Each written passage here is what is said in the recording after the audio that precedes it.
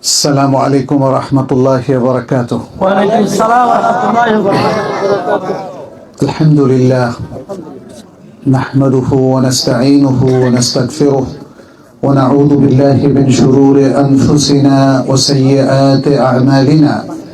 من يهده الله فلا مضل له ومن يضلل فلا هادي له. وأشهد أن لا إله إلا الله وحده لا شريك له وأشهد أن محمدا عبد الله ورسوله. يا أيها الذين آمنوا اتقوا الله حق تقاته ولا تموتن إلا وأنتم مسلمون. يا أيها الناس اتقوا ربكم الذي خلقكم من نفس واحدة وخلق منها زوجها وبث منهما رجالا كثيرا ونساء واتقوا الله الذي تساءلون به والأرحام إن الله كان عليكم رقيبا. يا أيها الذين آمنوا اتقوا الله وقولوا قولا سديدا يصلح لكم أعمالكم ويغفر لكم ذنوبكم ومن يطع الله ورسوله فقد فاز فوزا عظيما. أما بعد فإن خير الحديث كتاب الله وخير الهدي هدي محمد صلى الله عليه وسلم وشر الأمور محدثاتها وكل محدثة بدعة وكل بدعة ضلالة وكل ضلالة في النار. ثم أما بعد আজকের এই মহতী অনুষ্ঠানে সমাবেত প্রথমত অনুষ্ঠানের উপস্থাপক পরিচালক সদরে জলসা, অতিথিবৃন্দ, উপস্থিত ওলামায়ে কেরাম এবং আমার সামনে উপস্থিত মাদারীপুর, শরীয়তপুর এবং কেদারপুরের বিভিন্ন অঞ্চল থেকে আগত দিনী ভাইয়েরা এবং পর্দার আড়ালের বোনেরা, বারাকাল্লাহু ফিকুম ওয়া হাইয়াকুমুল্লাহ। আপনারা এতক্ষণ ধৈর্য ধরে অপেক্ষা করেছেন। আমরা অনেক দেরি করার পরেও দ্বীনের কিছু কথা শোনার অভিপ্রায়ে, সেজন্য আপনাদেরকে অনেক অনেক শুকরিয়া। শাকারাল্লাহু লাকুম ওয়া বারাকাল্লাহু ফিকুম ওয়া জাযাকুমুল্লাহু খায়রান। আল্লাহর কাছে দোয়া করি তিনি যেন আমাদের দ্বীনের জন্য সকল ত্যাগকে তিনি কবুল করেন, আমাদের সকল ভালো ভালো আমলের মধ্যে তিনি বারাকা ঢেলে দেন এবং আমাদেরকে যতদিন আমরা জীবিত থাকি ততদিন পর্যন্ত আরো ভালো ভালো আমল করার, দ্বীন এবং ঈমানের উপর থাকার, ইসলামের উপর থাকার তৌফিক দান করেন। আমিন ইয়া রাব্বাল আলামিন। এবং এর পাশাপাশি দোয়া করছি আমাদের সেই সকল মুসলিম উম্মার আগে পরের সকল ভাই বোনদের জন্য যারা আল্লাহর সান্নিধ্যে চলে গেছেন, আল্লাহ যেন তাদেরকে ক্ষমা করে দেন, তাদেরকে কবরের আযাব এবং জাহান্নামের আযাব থেকে নাজাত দেন, জান্নাতুল ফেরদাউস তাদের সকলের জন্য নসিব করেন। আমরা যারা জীবিত আছি আমাদেরকে যেন জান্নাতুল ফেরদাউসের জন্য আমল করার তৌফিক দান করেন, জাহান্নামের আগুন থেকে এবং যে কাজ জাহান্নামের দিকে ঠেলে দেয় সে সমস্ত কাজ থেকে আল্লাহ যেন আমাদেরকে উদ্ধার করেন, পরিত্রাণ দেন। আল্লাহুম্মা আমিন ইয়া রাব্বাল আলামিন। আজকে কেদারপুর দাওয়া প্রতিষ্ঠান উদ্বোধন উপলক্ষে আমরা এখানে একসাথ হয়েছি।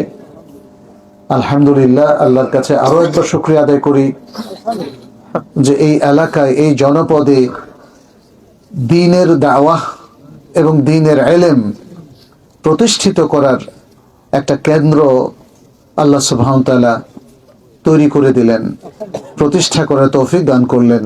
আলহামদুলিল্লাহ ওয়া শুকরু লিল্লাহ। আমরা আজকে কয়েকটা বিষয় নিয়ে একটু কথা বলবো আপনাদের সাথে এবং আমি আশা করব যে আপনারা একটু মনোযোগ দিয়ে শুনবেন। ইনশাআল্লাহ। আল্লাহ সুবহানাহু ওয়া তাআলা কেন আমাদেরকে সৃষ্টি করলেন একটু ভাবা দরকার। কমন কথা অনেক কিছুই জানি, কিন্তু এই যে সৃষ্টি তত্ত্ব, আল্লাহ সুবহানাহু ওয়া তাআলা তিনি আমাদের রব, তিনি আমাদের ইলাহ, আমাদেরকে মানুষ হিসাবে সৃষ্টি করলেন, তার বান্দাদের মধ্যে সুমার করে নিলেন। তার উদ্দেশ্যটা কি আসলে? পাশাপাশি আরেকটু একটু ভাববো যে আমাদের উদ্দেশ্যটা কি, তাই না?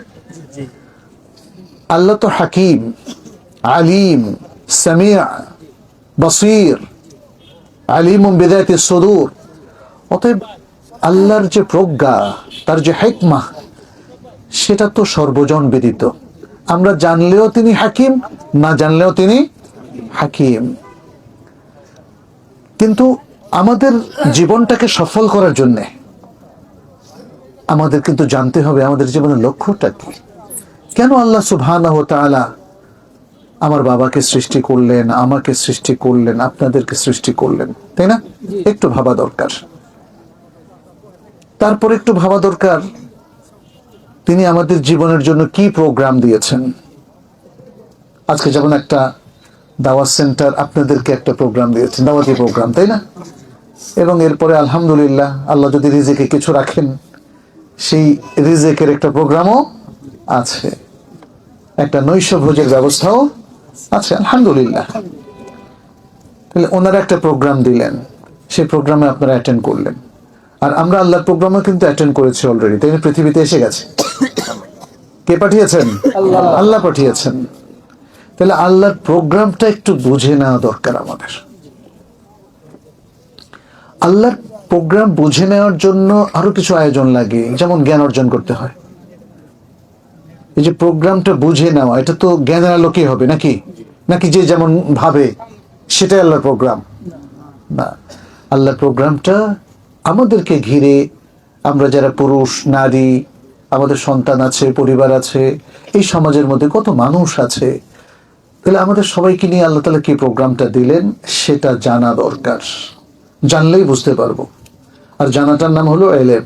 তাহলে এলেম নিয়ে কিছু কথা বলবো আমরা। আমি জানলাম, কিন্তু আমার পাশের লোকেরা জানলো না,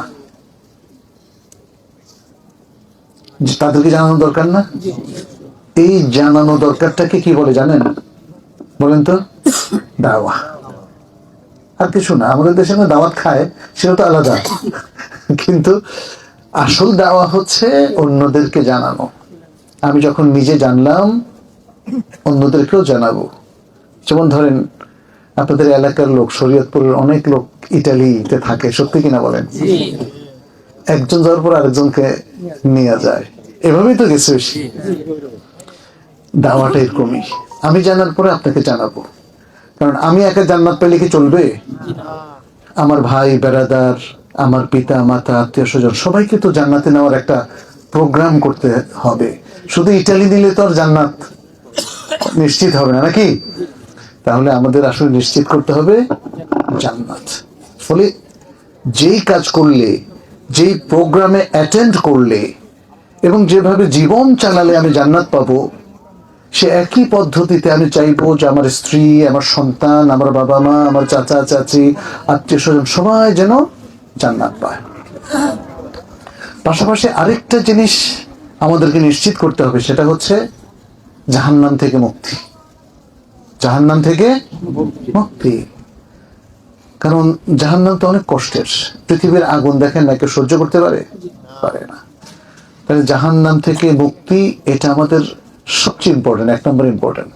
এমনকি জান্নাতেরও আগে আগে আমাকে নিশ্চিত করতে হবে আমি জাহান্নাম থেকে মুক্তি পেলাম, তারপর না জান্নাত। যে জাহান্নামে গেল সেখানে বসে কি আর জান্নাত পাবে? পাবে না। এই জন্যে আল্লাহ সুবহানাহু ওয়া তাআলা কোরআনে বলেছেন, ফামান যুহযিহা আনিন নারি ওয়া উদখিলাল জান্নাতা ফাকাদ ফাজ। যে জাহান্নাম থেকে মুক্তি পেল, তারপরে জান্নাতের কথা বল, জান্নাতে তারপর তাকে প্রবেশ করানো হলো, তাহলে সে সফল হলো। আর আল্লাহ সুবহানাহু ওয়া তাআলা তো এটাও বলেছেন মুমিনদেরকে, ইয়া আইয়ুহাল্লাযীনা আমানু কু আনফুসাকুম ওয়া আহলিকুম নারা। হে ইমানদার লোকেরা, তোমরা নিজেদেরকে, দেখেন আগে কিন্তু নিজে, নিজেদেরকে এবং পরিবার পরিজনকে জাহান্নামের আগুন থেকে বাঁচাও। আগে বলেন এই পরিবার পরিজনকে, তারপর নিজেকে না। মানুষ সবসময় শুরু করবে নিজেকে দিয়ে। তাহলে ঈমান শিখতে হবে আগে নিজে, ইলম শিখতে হবে আগে নিজে, তারপর আরেকজনকে শেখাবেন। নিজে না শিখলে তো প্রস্তুতি আসবে না। তাহলে জাহান্নাম থেকে মুক্তির জন্য আগে নিজের ব্যবস্থা করতে হবে, তারপরে পরিবার, তারপরে অন্য মানুষের। এই যে প্রক্রিয়াটা, এটা কি বলা হয়? দাওয়া। এটা কি বলা হয়? দাওয়া। যাই হোক, আমরা তাহলে একটু শুরু থেকে আসি। আমরা বলছিলাম যে আমাদের সৃষ্টির উদ্দেশ্যটা কি, কেন আল্লাহ সুবহানাহু ওয়া তাআলা আমাদেরকে সৃষ্টি করলেন। আল্লাহ সুবহানাহু ওয়া তাআলা কিন্তু কোরআনের বহু জায়গাতে বর্ণনাগুলো দিয়েছেন। দুর্ভাগ্য, আমাদের অনেকেই কোরআন ঠিক মতো পড়তে পারে না, অর্থ তো বোঝা অনেক দূরের কথা।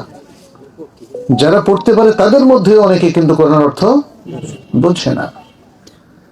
এইটা আমাদেরকে করতে হবে। কোরআনও পড়বো ভালো মতো, শুদ্ধ মতো, কোরআনের অর্থটাও বুঝবো।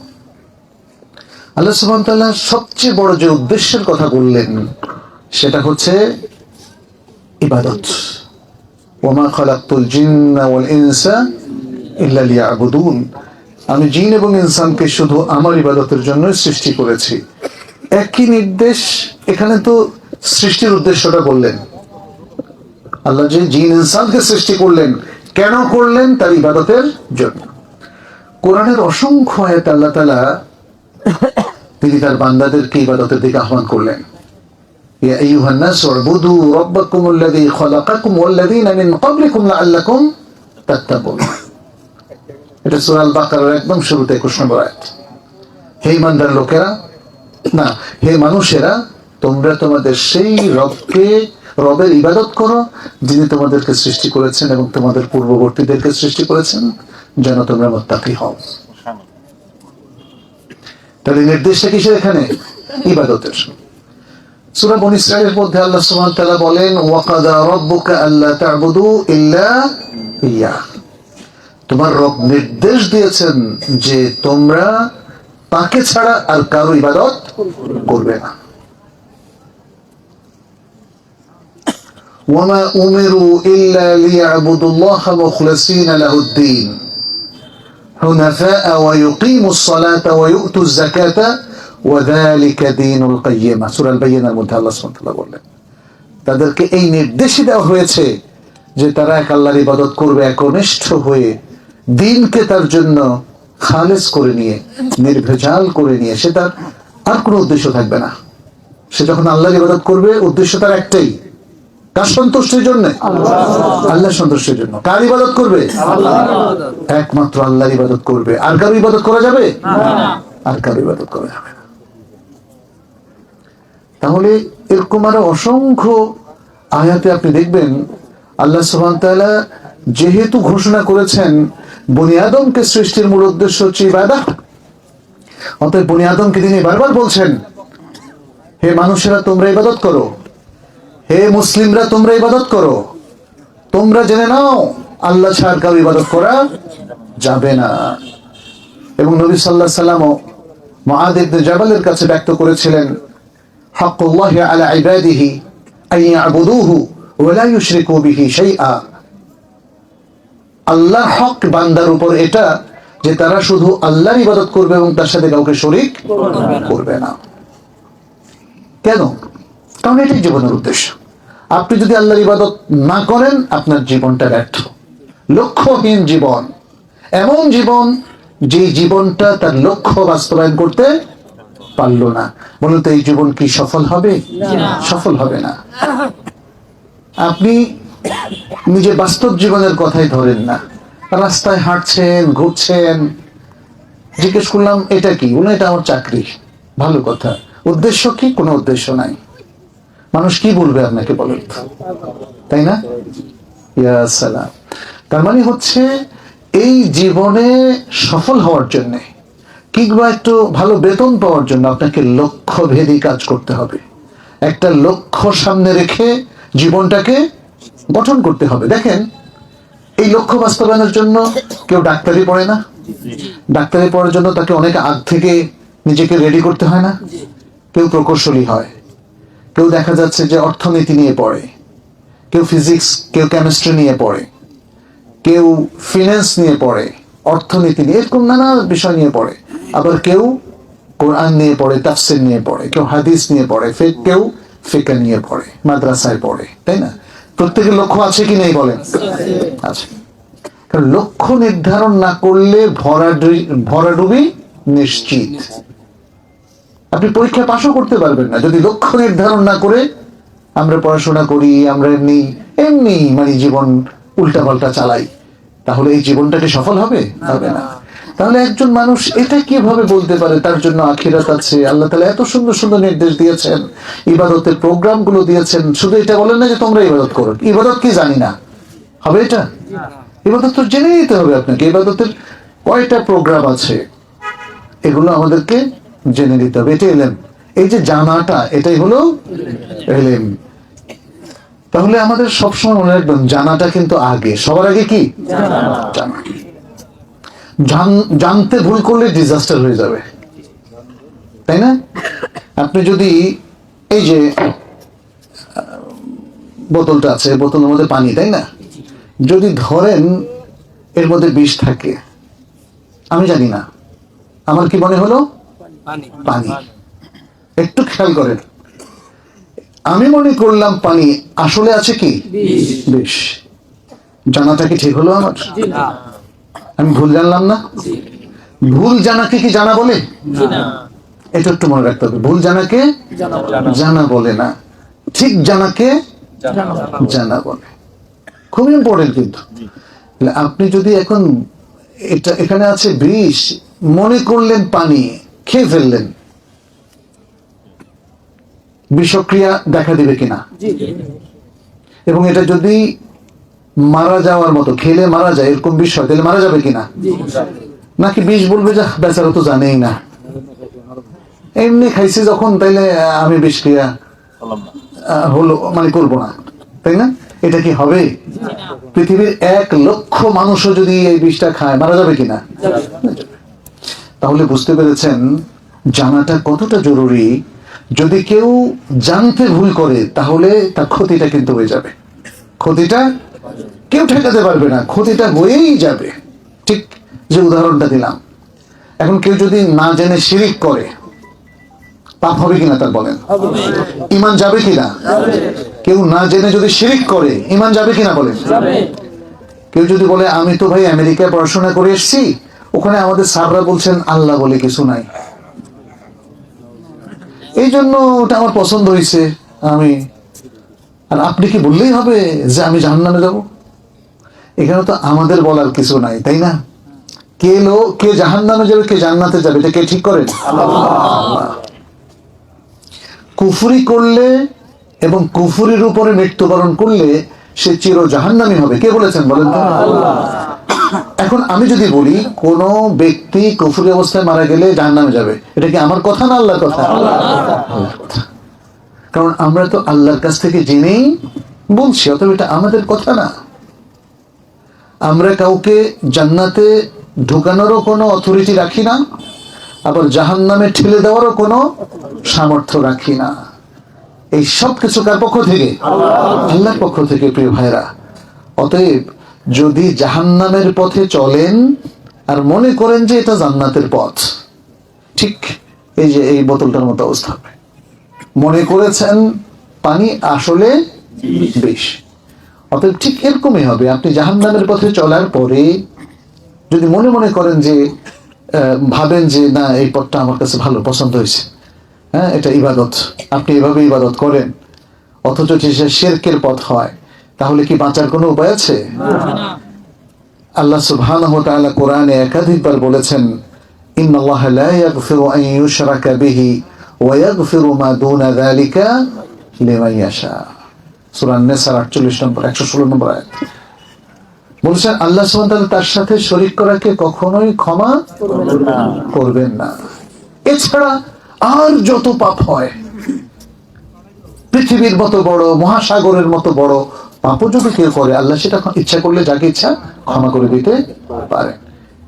আল্লাহ তার নিয়মের মধ্যে মানে তিনি সিস্টেম করে নিয়েছেন, যারা শিরক করবে, বড় শিরক, বড় কুফরি, এবং নাস্তিকতার মধ্যে যারা সম্পৃক্ত হয়ে যাবে, তারা তওবা করে পুনরায় ঈমানের মধ্যে আসার আগ পর্যন্ত আল্লাহ তাদেরকে ক্ষমা করবেন না।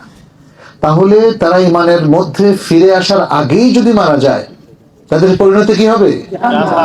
চির জাহান্নামী, চির জাহান্নামী। প্রিয় ভাইরা, এইটা আমাদের একটু মনে রাখতে হবে। তাইলে জান্নাতের পথ কি, জাহান্নামের পথ কি, এটা আমাদের কিন্তু একটু শিখে নিতে হবে। এগুলো কি আল্লাহ সুবহানাহু ওয়া তাআলা এবং তার রাসূল সাল্লাল্লাহু আলাইহি ওয়াসাল্লাম বর্ণনা করেছেন কিনা? কোরআন এবং হাদিসের বাণীগুলো আমাদের কাছে পৌঁছেছে কিনা? অ্যাভেলেবল কিনা বলেন? দুর্ভাগ্য, আমাদের অনেকেই দুনিয়া নিয়ে এত ব্যস্ত, এগুলো পড়ারও সময় নাই, এগুলো শোনারও সময় নাই। আলেম ওলামারা লক্ষ লক্ষ তারা যে তাফসীর করেছেন, আলোচনা করেছেন, তাদের যে লেকচার আছে কিনা সেখানে আছে। এই রিসোর্স গুলো তো এখন, আগে তো একটা সময় ছিল ট্যাপ রেকর্ডার লাগতো, কিনতে হইতো, ক্যাসেট কিনতে হইতো, তাই না? এখন তো আপনি আপনার মোবাইল ফোনের মধ্যে খুব অল্প টাকা দিয়ে শুনতে পারেন। একটা সময় ছিল, আজ থেকে বেশি দিন আগে না, প্রায় 15-16 বছর আগেও সবাই বাজার থেকে পেন ড্রাইভ কিনতো, যে পেন ড্রাইভের মধ্যে অমুক শাইখের অনেকগুলো লেকচার পাওয়া যায়। এখন তো সেটাও লাগে না। এখন আপনি দেখবেন ইসলামিক অ্যাপস আছে, ইউটিউব আছে, লক্ষ লক্ষ ভালো ভালো লেকচার সেগুলোতে আছে কি নাই বলেন? আছে, আছে। কিন্তু আমাদের অনেকেরই দুর্ভাগ্য, আমাদের সময় নেই এগুলো শোনার। আমরা দুনিয়ার কাজে ব্যস্ত। যিনি অটো চালান, দেখবেন যে অটোতে এত ব্যস্ত, চালানোর সময় কিন্তু এত দ্রুত চালান, মনে হয় যেন এই অ্যাক্সিডেন্ট হয়ে যাবে। অনেক অটো কিন্তু অ্যাক্সিডেন্ট করে। কয় টাকা উনি ডেলি রোজগার করেন বলেন তো? এটার জন্য কি আমি সারাদিন ব্যস্ত থাকতে পারি? তাহলে আমার সালাত কোথায় গেল? আমার কোরআন পড়া কোথায় গেল? আমার ইবাদত আমি কিভাবে পালন করলাম? মাত্র 1200 টাকার জন্য আমি সারাটা দিন ব্যস্ত থাকবো বলেন তো? হ্যাঁ, মানুষের মধ্যে কেউ হচ্ছে আরো বেশি ইনকাম করে, কেউ ডেলি 10,000 টাকা ইনকাম করে, কেউ ডেলি 50,000 টাকা ইনকাম করে, ব্যবসায়ীরা আরো বেশি। কিন্তু ইনকাম যে যাই করুক না কেন, আমি কি দুনিয়ার জন্য আমার জীবনটাকে ব্যস্ত রাখবো বলেন তো? আমি কি আমার জীবনের মূল লক্ষ্যের জন্য কোনো সময় দেব না? সুবহানাল্লাহ। আপনি যদি ব্যবসায়ী হন না, ব্যবসায়িক একটা লক্ষ্য আছে কিনা? যদি থাকে, আপনি কি মাসের পর মাস, দিনের পর দিন বাসায় বসে থাকেন যে ঠিক আছে আমার ব্যবসা নষ্ট হোক, আমার কোনো আপত্তি নেই? আপত্তি আছে কিনা? অবশ্যই আছে। যারা চাকরি করেন, তারা যদি বলেন যে আমি দেখি ভালো লাগতেছে না আমার কাছে, আমি 3 মাস অ্যাটেন্ড করবো না, অফিসে কিছু জানাবো না, চাকরি থাকবে? থাকবে না। কারণ আপনি লক্ষ্যের সাথে, প্রোগ্রামের সাথে অ্যালাইন করতেছেন না, ম্যাচ করতেছেন না। আপনি এমন ভাবে কাজ করছেন যাতে আপনার এই সকল কাজ ভেস্তে যায়, নষ্ট হয়ে যায়, আপনি ব্যর্থ হয়ে যান। তাহলে আপনি এটা কি করে ভাবতে পারেন যে আপনার যে জীবনের মূল লক্ষ্যমাত্রা আল্লাহ সুবহানাহু ওয়া তাআলা ঠিক করে দিয়েছেন, আপনি সেই লক্ষ্যের জন্য কোনো কাজ করছেন না, সারা দিন শুধু টাকা টাকা টাকা, দুনিয়া দুনিয়া দুনিয়া, এর পিছনে ব্যয় করছেন? তাহলে কি আপনি আল্লাহ যে আখিরাত রেখেছেন সেখানে সফল হবেন? আল্লাহ সুবহানাহু ওয়া তাআলা তিনি আমাদের দুনিয়ার জন্য কিছু সিস্টেম করে দিয়েছেন। দেখবেন যে ওই সিস্টেমের কখনোই কোনো পরিবর্তন হয় না। চোখ দিয়েছেন দেখার জন্য, মানুষের কথা বলছে, দেখার জন্য না শোনার জন্য বলেন? কান দিয়েছেন দেখার জন্য না শোনার জন্য? শোনার জন্য। নাক দিয়েছেন খাওয়ার জন্য না নিঃশ্বাস নেওয়ার জন্য? মনে রাখতে হবে, আল্লাহ আমাদেরকে শরীরের ভিতরেও আরো অনেক কিছু দিয়েছেন। তিনি আমাদের হার্ট দিয়েছেন, কিডনি দিয়েছেন, ফুসফুস দিয়েছেন না? এগুলোর প্রত্যেকটা একই কাজ করে। আপনার ফুসফুস যে কাজ করে, আমার ফুসফুসও একই কাজ করে। আপনার কিডনি যে কাজ করে, আমার কিডনিও একই কাজ করে। এটা কেউ বলতে পারবেন না যে ভাই আপনাদের কিডনি যে কাজ করে, আমার কিডনি কিন্তু রক্ত পাম্প করে, আর আমার কিডনি ওই কাজ করে যে কাজ আপনাদের হার্টে করে। কথাটা কি গ্রহণযোগ্য হবে? এটা কে ঠিক করে দিয়েছেন? আল্লাহ সুবহানাহু ওয়া তাআলা। কোথাও লা তাবদীলা লিখালকিল্লাহ, আল্লাহর সৃষ্টির মধ্যে কোনো পরিবর্তন নাই। ওয়ালান তাজিদা লিসুন্নাতিল্লাহি তাহওয়িলা, আল্লাহর সিস্টেমের মধ্যে কোনো ব্যত্যয় খুঁজে পাবেন না। প্রিয় ভাই, সূর্য কি কেউ কোনোদিন পশ্চিম দিক থেকে উঠতে দেখেছেন? ডুবতে দেখেছি আমরা। তাহলে পৃথিবীর নিয়ম হচ্ছে সূর্য উঠবে পূর্ব দিক থেকে, ডুববে পশ্চিম দিকে। কে এই সিস্টেম ঠিক করেছে? আল্লাহ। তিনি এই সিস্টেমের একবারই ব্যত্যয় করবেন, সেটাও আল্লাহর অনুমতি ক্রমে। পশ্চিম দিক থেকে সূর্য উঠলে কি হবে? কিয়ামত হয়ে যাবে। এটাও আল্লাহর সিস্টেমের পার্ট। যেদিন পশ্চিম দিক থেকে সূর্য উঠবে সেদিন থেকেই সিংহায় ফুৎকার শুরু হয়ে যাবে। এটাও আল্লাহর সিস্টেমের পার্ট। তাহলে এই যে আল্লাহর সিস্টেম গুলো, আমি জাস্ট কিছু উদাহরণ দিচ্ছি, এরকম তো আরো কোটি কোটি উদাহরণ আছে। এখানে আপনি দেখবেন যে আল্লাহর সিস্টেমের মধ্যে কোনো ব্যত্যয় নাই, কোনো পরিবর্তন নাই, এবং কেউ পরিবর্তন করার মতো সাধ্যও নাই। পৃথিবীর সমস্ত ডাক্তাররা মিলে যদি বলে এখন থেকে আমরা কিডনিকে দিয়ে হার্টের কাজ করাবো, হার্টকে দিয়ে কিডনির কাজ করাবো, পারবে? সম্ভব? সব ডাক্তাররা মিলে এটা পারবে না। তাহলে আমরা এগুলো কেন ভুলে যাচ্ছি যে এই আল্লাহ যিনি পৃথিবীর এই সিস্টেমটা দিলেন, যিনি পৃথিবীর এই সিস্টেমটা দিলেন, তিনিই তো শরিয়া দিলেন, নাকি শরিয়া অন্য কেউ দিয়েছে? ইসলাম দিন হিসাবে, জীবন ব্যবস্থা হিসাবে কে নির্ধারণ করলেন? আল্লাহ। তাহলে আল্লাহর পক্ষ থেকে এই যে আরেকটা চমৎকার সিস্টেম আসলো, এই সিস্টেমটা না মানলে বিপর্যয় হবে কিনা? আপনি সফল হবেন কিনা? দুনিয়ায় কোনো মত যদি আপনি কাটানো, তা আখিরাতে আপনি কি নাজাত পাবেন যদি আল্লাহর সিস্টেমটা লঙ্ঘন করেন? প্রিয় ভাইয়েরা, এটা কখনোই সম্ভব নয়। অতএব আমাদেরকে প্রথম বুঝতে হবে জীবনের লক্ষ্যটা হলো আল্লাহ সুবহানাহু ওয়া তাআলা নির্ধারণ করে দিয়েছেন ইবাদত। আর এই যে ইবাদত ভিত্তিক যে প্রোগ্রামগুলো দিলেন, সেই প্রোগ্রামগুলো আমাদেরকে বাস্তবায়ন করতে হবে। আমি যদি বাস্তবায়ন না করি তাহলে জীবনে সাফল্য লাভের আর কোনো সুযোগ নাই। জীবনটা ব্যর্থ হয়ে যাবে। জীবনটা কি হবে? ব্যর্থ। এখন খুব মোটা দাগে আমরা বুঝতে পারলাম যে আল্লাহ ইবাদত আমাদের লক্ষ্যমাত্রা হিসেবে ঠিক করে দিয়েছেন। তাহলে ইবাদত আল্লাহ আমাদের করতেই হবে। ইবাদতটা কি? ইবাদতটা কি, তাই না? ইবাদত বলতে আমরা মোটা দাগে অনেকেই শুধু বুঝি যে শুধু নামাজ পড়া, রোজা রাখলে বাস ইবাদত হয়ে গেল। ইবাদতের মূল অর্থটাই হচ্ছে আল্লাহর সন্তুষ্টি লাভের উদ্দেশ্যে এমন কাজ করা যেটা আল্লাহ পছন্দ করেন এবং ভালোবাসেন। আল্লাহর সন্তুষ্টি লাভের উদ্দেশ্যে এমন কাজ করা যেটা আল্লাহ ভালোবাসেন এবং পছন্দ করেন। এটা হলো ইবাদতের মূল কথা। তাহলে আপনি একটু দেখেন তো, আপনারা সবাই একটু মনে মনে আজকে একটু চিন্তা করেন, আজকে এই 24 ঘন্টায় যে কাজগুলো আপনি করেছেন, এই সবগুলো কাজ কি আল্লাহকে সন্তুষ্ট করেছে? আপনি কিভাবে বুঝলেন যে আল্লাহ সন্তুষ্ট হলো? এটাও কিন্তু একটা খুব গুরুত্বপূর্ণ তথ্য, যেটা জানা দরকার আমাদের। সেটা একটু ডিস্টার্ব করতেছে, একটু একটু আচ্ছা, এখন ঠিক আছে মোটামুটি। হ্যাঁ, আমাদেরকে দেখতে হবে যে আল্লাহ ইবাদতের প্রোগ্রামটা কিভাবে সেট করতে বলেছেন, তাই না? এই যে মাইকটাও কিন্তু উনি সেট করেছেন। উনি যদি নিয়মের ব্যতিক্রম কিছু সেট করতে যায়, কথা কি শুনবেন আপনারা?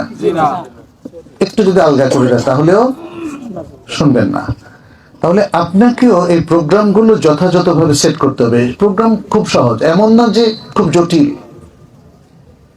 প্রোগ্রামটা হচ্ছে আপনাকে ইবাদতটা সেট করতে হবে কোরআন এবং সুন্নাহর সাথে, আর কিছু না। ব্যাস, নিউটনের সূত্র আর অমুক ইউনিভার্সিটির বিশাল বিশাল বড় বড় বই, কিংবা অমুক অমুকের লেখা মানে বেশ কিছু বই, এগুলো কিনতে হবে তারপরে সেট করুন, না কিছু একদম সহজ।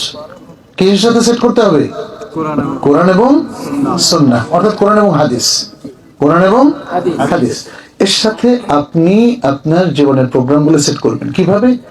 আচ্ছা, আপনি যে কাজগুলো করছেন, এটা কি কোরআনে বলা হয়েছে এটা ভালো কাজ? এই কাজ করা যাবে, বা এই কাজ করা ফরজ, এটা মুস্তাহাব, অথবা এই কাজ করলে সওয়াব পাওয়া যাবে, অন্তত এই ইনফরমেশন গুলো লাগবে। কোরআন হাদিস অনেকগুলো কাজ আমাদের জন্য ফরজ করে দিয়েছে, অনেকগুলো ওয়াজিব করে দিয়েছে, অনেকগুলো সুন্নাত মুস্তাহাব বলে ঘোষণা করেছে, অনেকগুলো কাজের ক্ষেত্রে বলেছে এটা আওলা, উত্তম, অনেকগুলো কাজের ক্ষেত্রে বলেছে এটা করা জায়েজ। তাহলে আপনার প্রোগ্রামগুলো এই কমপক্ষে জায়েজ পর্যন্ত সেট করতে হবে। জায়েজের বাইরে যেগুলো বললো মাকরুহ, ওটাও আমাদের তরক করতে হবে, আর হারামটা তো অবশ্যই তরক করতে হবে, তাই না? আল্লাহ এবং তার রাসূল অনেক কিছু হারাম হিসাবে সেট করেছেন কিনা? করেছেন। হারাম কাজ করে কি সওয়াবের নিয়ত করা যায়? নেচে গেয়ে সওয়াবের নিয়ত করা যায়? অনেক মানুষ দেখবেন যে ফ্যাশন শো, আজকাল তো অনেক ফ্যাশন শো বের হয়েছে ছেলেদের মেয়েদের, সওয়াব আছে কোনো? হ্যাঁ, এই যে নাচ গান কনসার্ট দিয়ে কি সওয়াব পাওয়া যাবে? ফুটবল খেললে কি পরিমাণ সওয়াব হয় বলেন? মানে স্টেডিয়ামের খেলার কথা বলছি, সেখানে আবার মেয়েরা নাচে, ক্রিকেট খেলায় মেয়েরা নাচে, এই যে মানুষ দেখে মজা পায়, বাট সওয়াব হবে কিনা বলেন? হ্যাঁ, তাহলে আমাকে বুঝতে হবে যে আমি যে আজকে যা যা করলাম, কিছু কাজ আনন্দের জন্য করলাম, কিছু উল্লাসের জন্য করলাম, কিছু কাজ কেউ কেউ করলেন টাকা ইনকাম করার জন্য। যেমন তিনি খুব পেট ভরে, খিদা ছিল অনেক, পেট ভরে ঘুষ খেলেন। ঘুষ কি খাবার জিনিস বলেন তো? ইনকামের জন্য বৈধ কোনো পন্থা? কিন্তু মানুষের অনেক খিদা থাকে, মানে লোভ আর কি, তখন সে অনেক ঘুষ খায়। এটা কি কোরআন সুন্নাহর সাথে আপনি সেট করতে পারবেন? হ্যাঁ, সেট করতে পারবেন, কিন্তু হারাম হিসাবে। তখন আর আপনি এই কাজটা করতে পারবেন না। সুদ খাওয়া, চুরি করা, অন্যায় করা, জুলুম করা, ডাকাতি করা, ছিনতাই করা, পরকিয়া করা, জেনা করা, ব্যভিচার করা, সমকামিতা, এই যে এত বাজে বাজে কাজ, এগুলো সবই হচ্ছে নিষিদ্ধ। এগুলোকে কোরআন সুন্নাহর সাথে পজিটিভলি সেট করা যাবে না। তাহলে এগুলো কি করতে হবে? বর্জন করতে হবে। আপনাকে নিশ্চিত করতে হবে আজকে আমি ইবাদত বিরোধী কোনো কাজ করি নাই। আবার আরেকটা জিনিসও একটু খেয়াল রাখতে হবে, এটা তো গেল একদম মোটা দাগে হারাম জিনিস। আরেকটা হারাম আছে, সেটা হচ্ছে বেদাত। বেদাত, বেদাত কোন কাজ? বেদাত হচ্ছে সেই কাজ যেটা মানুষ নতুন একটা আমল হিসাবে চালু করে দিয়েছে, অথচ কোরআন হাদিসের পক্ষে কোনো দলিল নাই, কিন্তু সে মনে করতেছে এটা ইবাদত। সে কি মনে করতেছে? এটা ইবাদত। এরকম কিন্তু আমাদের দেশে প্রচুর আছে, প্রচুর বেদাত আছে। কারণ আল্লাহ এবং তার রাসূল সাল্লাল্লাহু আলাইহি সাল্লাম এই আমলগুলো করেন নাই, সাহাবায়ে কেরাম করেন নাই, তাবেঈন করেন নাই, ইমামগণ করেন নাই, ইমাম আবু হানিফা রাহিমাহুল্লাহ করেন না। আমাদের দেশে প্রচলিত অনেক বেদাত দেখবেন, ইমাম আবু হানিফা রাহিমাহুল্লাহকে তো আমরা অনেক মানি, তাই না? দেখবেন যে উনিও করেন নাই, ওনার ছাত্র ইমাম আবু ইউসুফ করে নাই, ইমাম মুহাম্মদ করে নাই। তাহলে আপনারা কোথায় পাইলেন? আল্লাহ রাসূল সাল্লাল্লাহু আলাইহি ওয়াসাল্লাম বলছেন, ইয়াকুম ওয়া মুহদাসাতিল উমুর ফাইন্না কুল্লা মুহদাসাতিন বিদআহ ওয়া কুল্লা বিদআতিন দালালাহ ওয়া কুল্লা দালালাতিন ফিন্নার।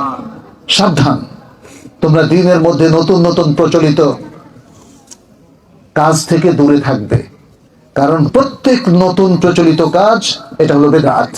প্রত্যেক বেদাত হলো বিভ্রান্তি, আর প্রত্যেক বিভ্রান্তি জাহান্নামের দিকে নিয়ে যায়। তাহলে এটাও মনে রাখতে হবে, আমি কি কোনো বেদাত করে ফেললাম কিনা। এই জন্য এই যে এলেমের কথা বারবার বললাম, প্রিয় ভাইরা, ইবাদত চিনে নিতে হবে। আপনাকে জেনে নিতে হবে যে ইবাদতটা আমি পালন করছি ওটা ঠিক আছে, ওটা অথেন্টিক, ওটা আল্লাহ এবং তার রাসূল সাল্লাল্লাহু আলাইহি সাল্লাম আমাদের জন্য রিকমেন্ড করেছেন। আজকে আফ্রিকান সমাজে যদি কোনো নতুন নামাজ তারা চালু করে, আমরা কি সেটা গ্রহণ করব? কেন করব না? কারণ নামাজ, রোজা এগুলো গ্রহণ করব কোরআন থেকে এবং হাদিস থেকে, রাসূল সাল্লাল্লাহু আলাইহি সাল্লাম থেকে আমরা এই ইবাদতগুলো নিব, আর কারো থেকে নিব না। আমি একটা ছোট্ট উদাহরণ দিই, যেমন সালাতুর রাগায়েব। আফ্রিকান যারা অনেকেই বেদাতের সাথে সম্পৃক্ত, তারা সালাতুর রাগায়েব এই যে মেরাজের রাত্রি অথবা শবে বরাতের রাত্রি পড়ে। একটা স্পেশাল পদ্ধতিতে পড়ে, স্পেশাল সংখ্যায় পড়ে, যার পক্ষে শরীয়তের কোনো দলিল নাই। ওলামায়ে কেরাম সেখানেও ঘোষণা করেছেন যে তোমরা এটা করো না, এটা বিদআত। এখন যদি আমাদের বাংলাদেশ থেকে কেউ গিয়ে বলে যে এটা তো ভালোই লাগে দেখি, সুন্দর নামাজ, তাহলে আমরা বাংলাদেশে এটা চালু করে দিই, এটা চালু করা যাবে? যাবে না, কারণ এটা তখন হয়ে যাবে বেদাত। এটা আমি একটা উদাহরণ বললাম, এরকম ভুরি ভুরি উদাহরণ আছে। তাহলে যে আমল আমরা করছি সে আমল শুদ্ধ কিনা এটা পরীক্ষা নিরীক্ষা করার জায়গা কোথায়? কোরআন এবং সুন্নাহ। দৌড়ে যাবেন কোরআন সুন্নাহর কাছে, এই যে আমলটা আমরা করছি কোরআন সুন্নাহ আছে কিনা, থাকলে ওকে, না থাকলে নট ওকে। বুঝতে পেরেছেন তো? খুব ক্লিয়ার। তরুণরা তোমরা যারা আছো একটু ভাবতে হবে। তরুণরা এখন আমাদের জাতির অনেক আশা ভরসা, আমরা তাদের কাছে অনেক প্রত্যাশা করি। তারা অনেক ভালো ভালো কাজ করতে পারে, করার মতো স্ট্যামিনা তাদের আছে, এনার্জি আছে, সাহস আছে। সুতরাং অনেক সময় আমাদের অনেকেই যখন আমরা দেখি যেমন আমাদের বয়স্ক যারা এতদিন যাবত অনেক কিছু জেনে এসেছেন, করছেন, সেটা তারা চেঞ্জ করতে চান না, কিন্তু তরুণরা এখন এটা মানতে রাজি না, তাই না?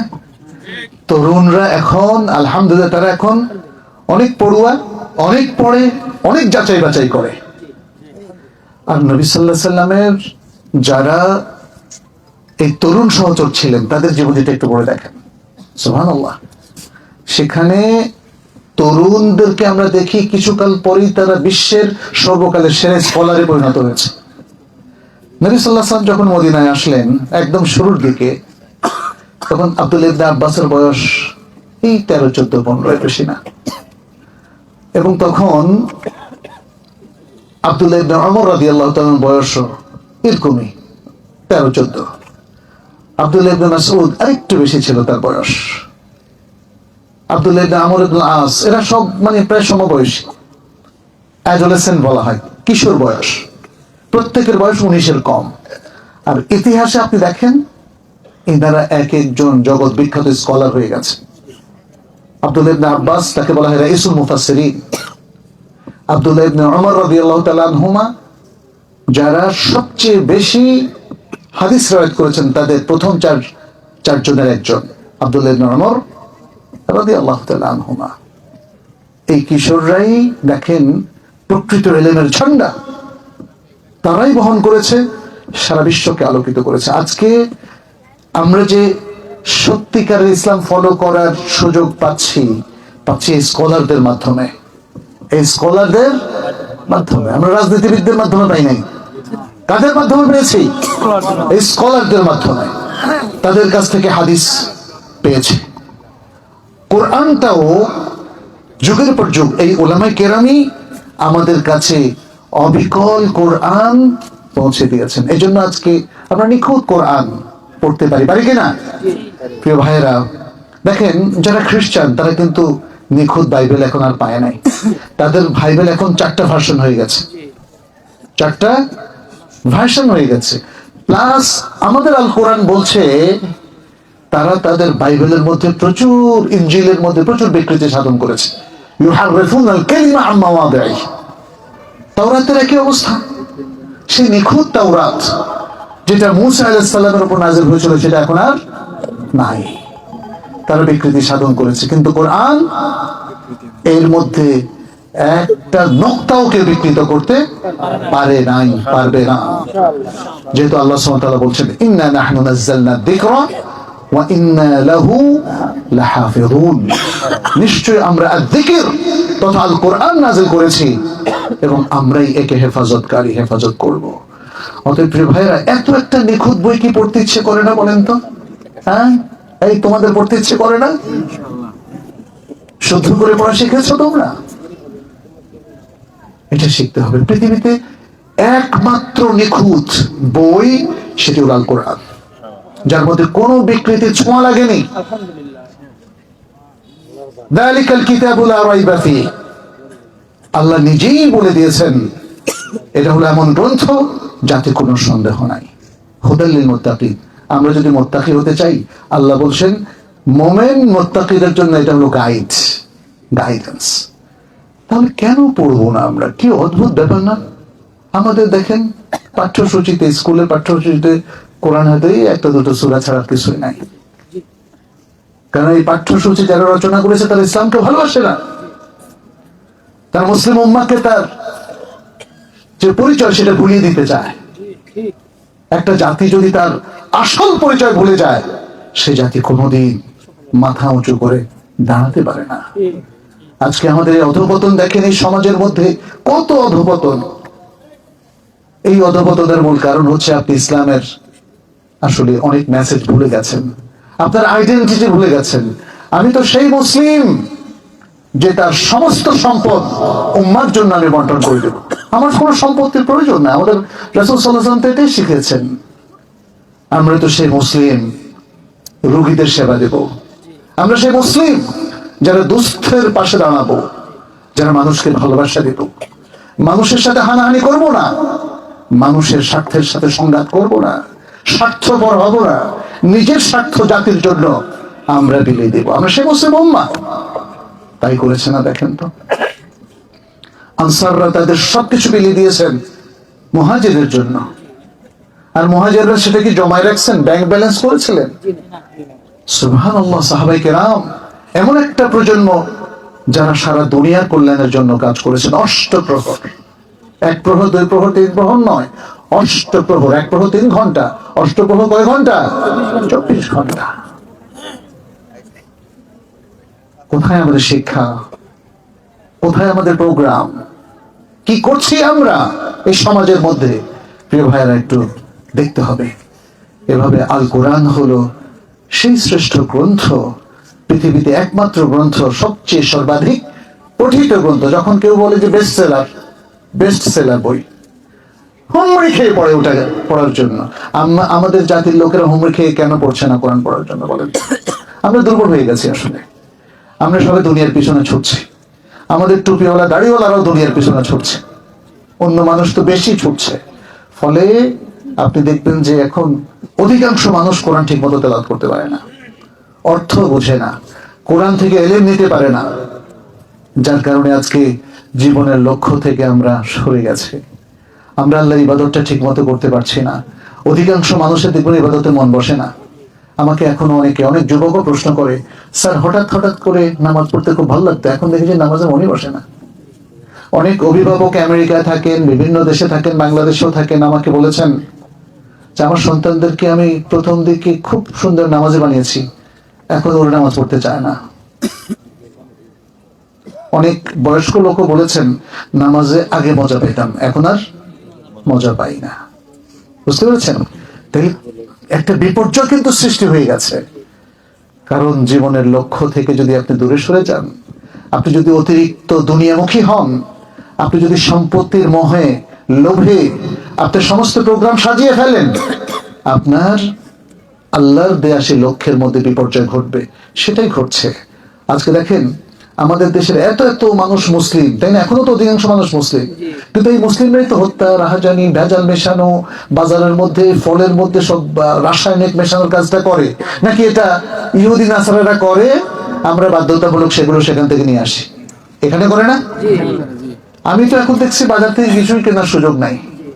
দেখলাম যে গুড় বানায় সব আজে বাজে জিনিস দিয়ে, দুধও বানায়, গরুর দুধও বানায়। গরুর দুধ মানে গরু থেকে নেয় না, কেমিক্যাল দিয়ে বানায়। ইন্না লিল্লাহি ওয়া ইন্না ইলাইহি। কি অধঃপতন ভাই! আপনার টাকা কি এতই দরকার? আপনি গরুর দুধ খাঁটিটা বিক্রি করে একটু কম টাকা না হয় উপার্জন করতেন। আপনার কি এতই বেশি টাকা লাগবে যে একদম মানুষকে বিষ খাওয়ায় তারপর টাকা ইনকাম করবেন? আপনি কি ভুলে যাবেন যে ভাই এগুলো হারাম? আপনার ইনকামটা হালাল হচ্ছে না, আপনার প্রজন্মকে আপনি হালাল টাকা দিয়ে তৈরি করছেন না। এই হারাম টাকা দিয়ে প্রজন্মকে মাদ্রাসায় পাঠালেও কোনো কাজ হবে না, মনে রাখবেন। আমাদেরকে একটু দিশায় আসতে হবে। জ্ঞানটা একটু ভালোভাবে অর্জন করুন, জ্ঞানটা একটু ভালোভাবে অর্জন করুন, জীবনের লক্ষ্যটা বুঝুন, ইবাদতের প্রোগ্রামটাও বুঝুন। তাহলে ইবাদতটাকে আমরা বললাম কি? এমন সব কাজ যেগুলো আল্লাহর উদ্দেশ্যে করা হয় আর আল্লাহ সেগুলো পছন্দ করেন। এটা বোঝার জন্য সমস্ত কাজ কোরআন সুন্নাহ ভিত্তিক হতে হবে। আপনার যে কাজটা কোরআন সুন্নাহ ভিত্তিক না, সেটা ইবাদত হবে না। আর যদি ইবাদত হিসেবে পালন করেন, সেটা কি হবে? বেদাত হবে। ব্যাস, আমি ফর্মুলা দিয়ে গেলাম, আপনারা নিজেদের কাজ নিজেরা চিন্তা করবেন, কোনটা বেদাত আর কোনটা ইবাদত হলো, এটা আপনি নিজেই বের করতে পারবেন। প্রিয় ভাইরা, তাহলে এখানে আরেকটা জিনিস একটু বলি।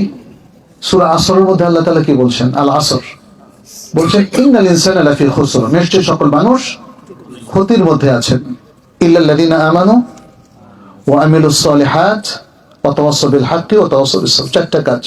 একটা ঈমান, ঈমান হচ্ছে চাবি। চাবি না থাকলে আপনি সারা জীবন চেষ্টা করলেও তালা খুলতে পারবেন না।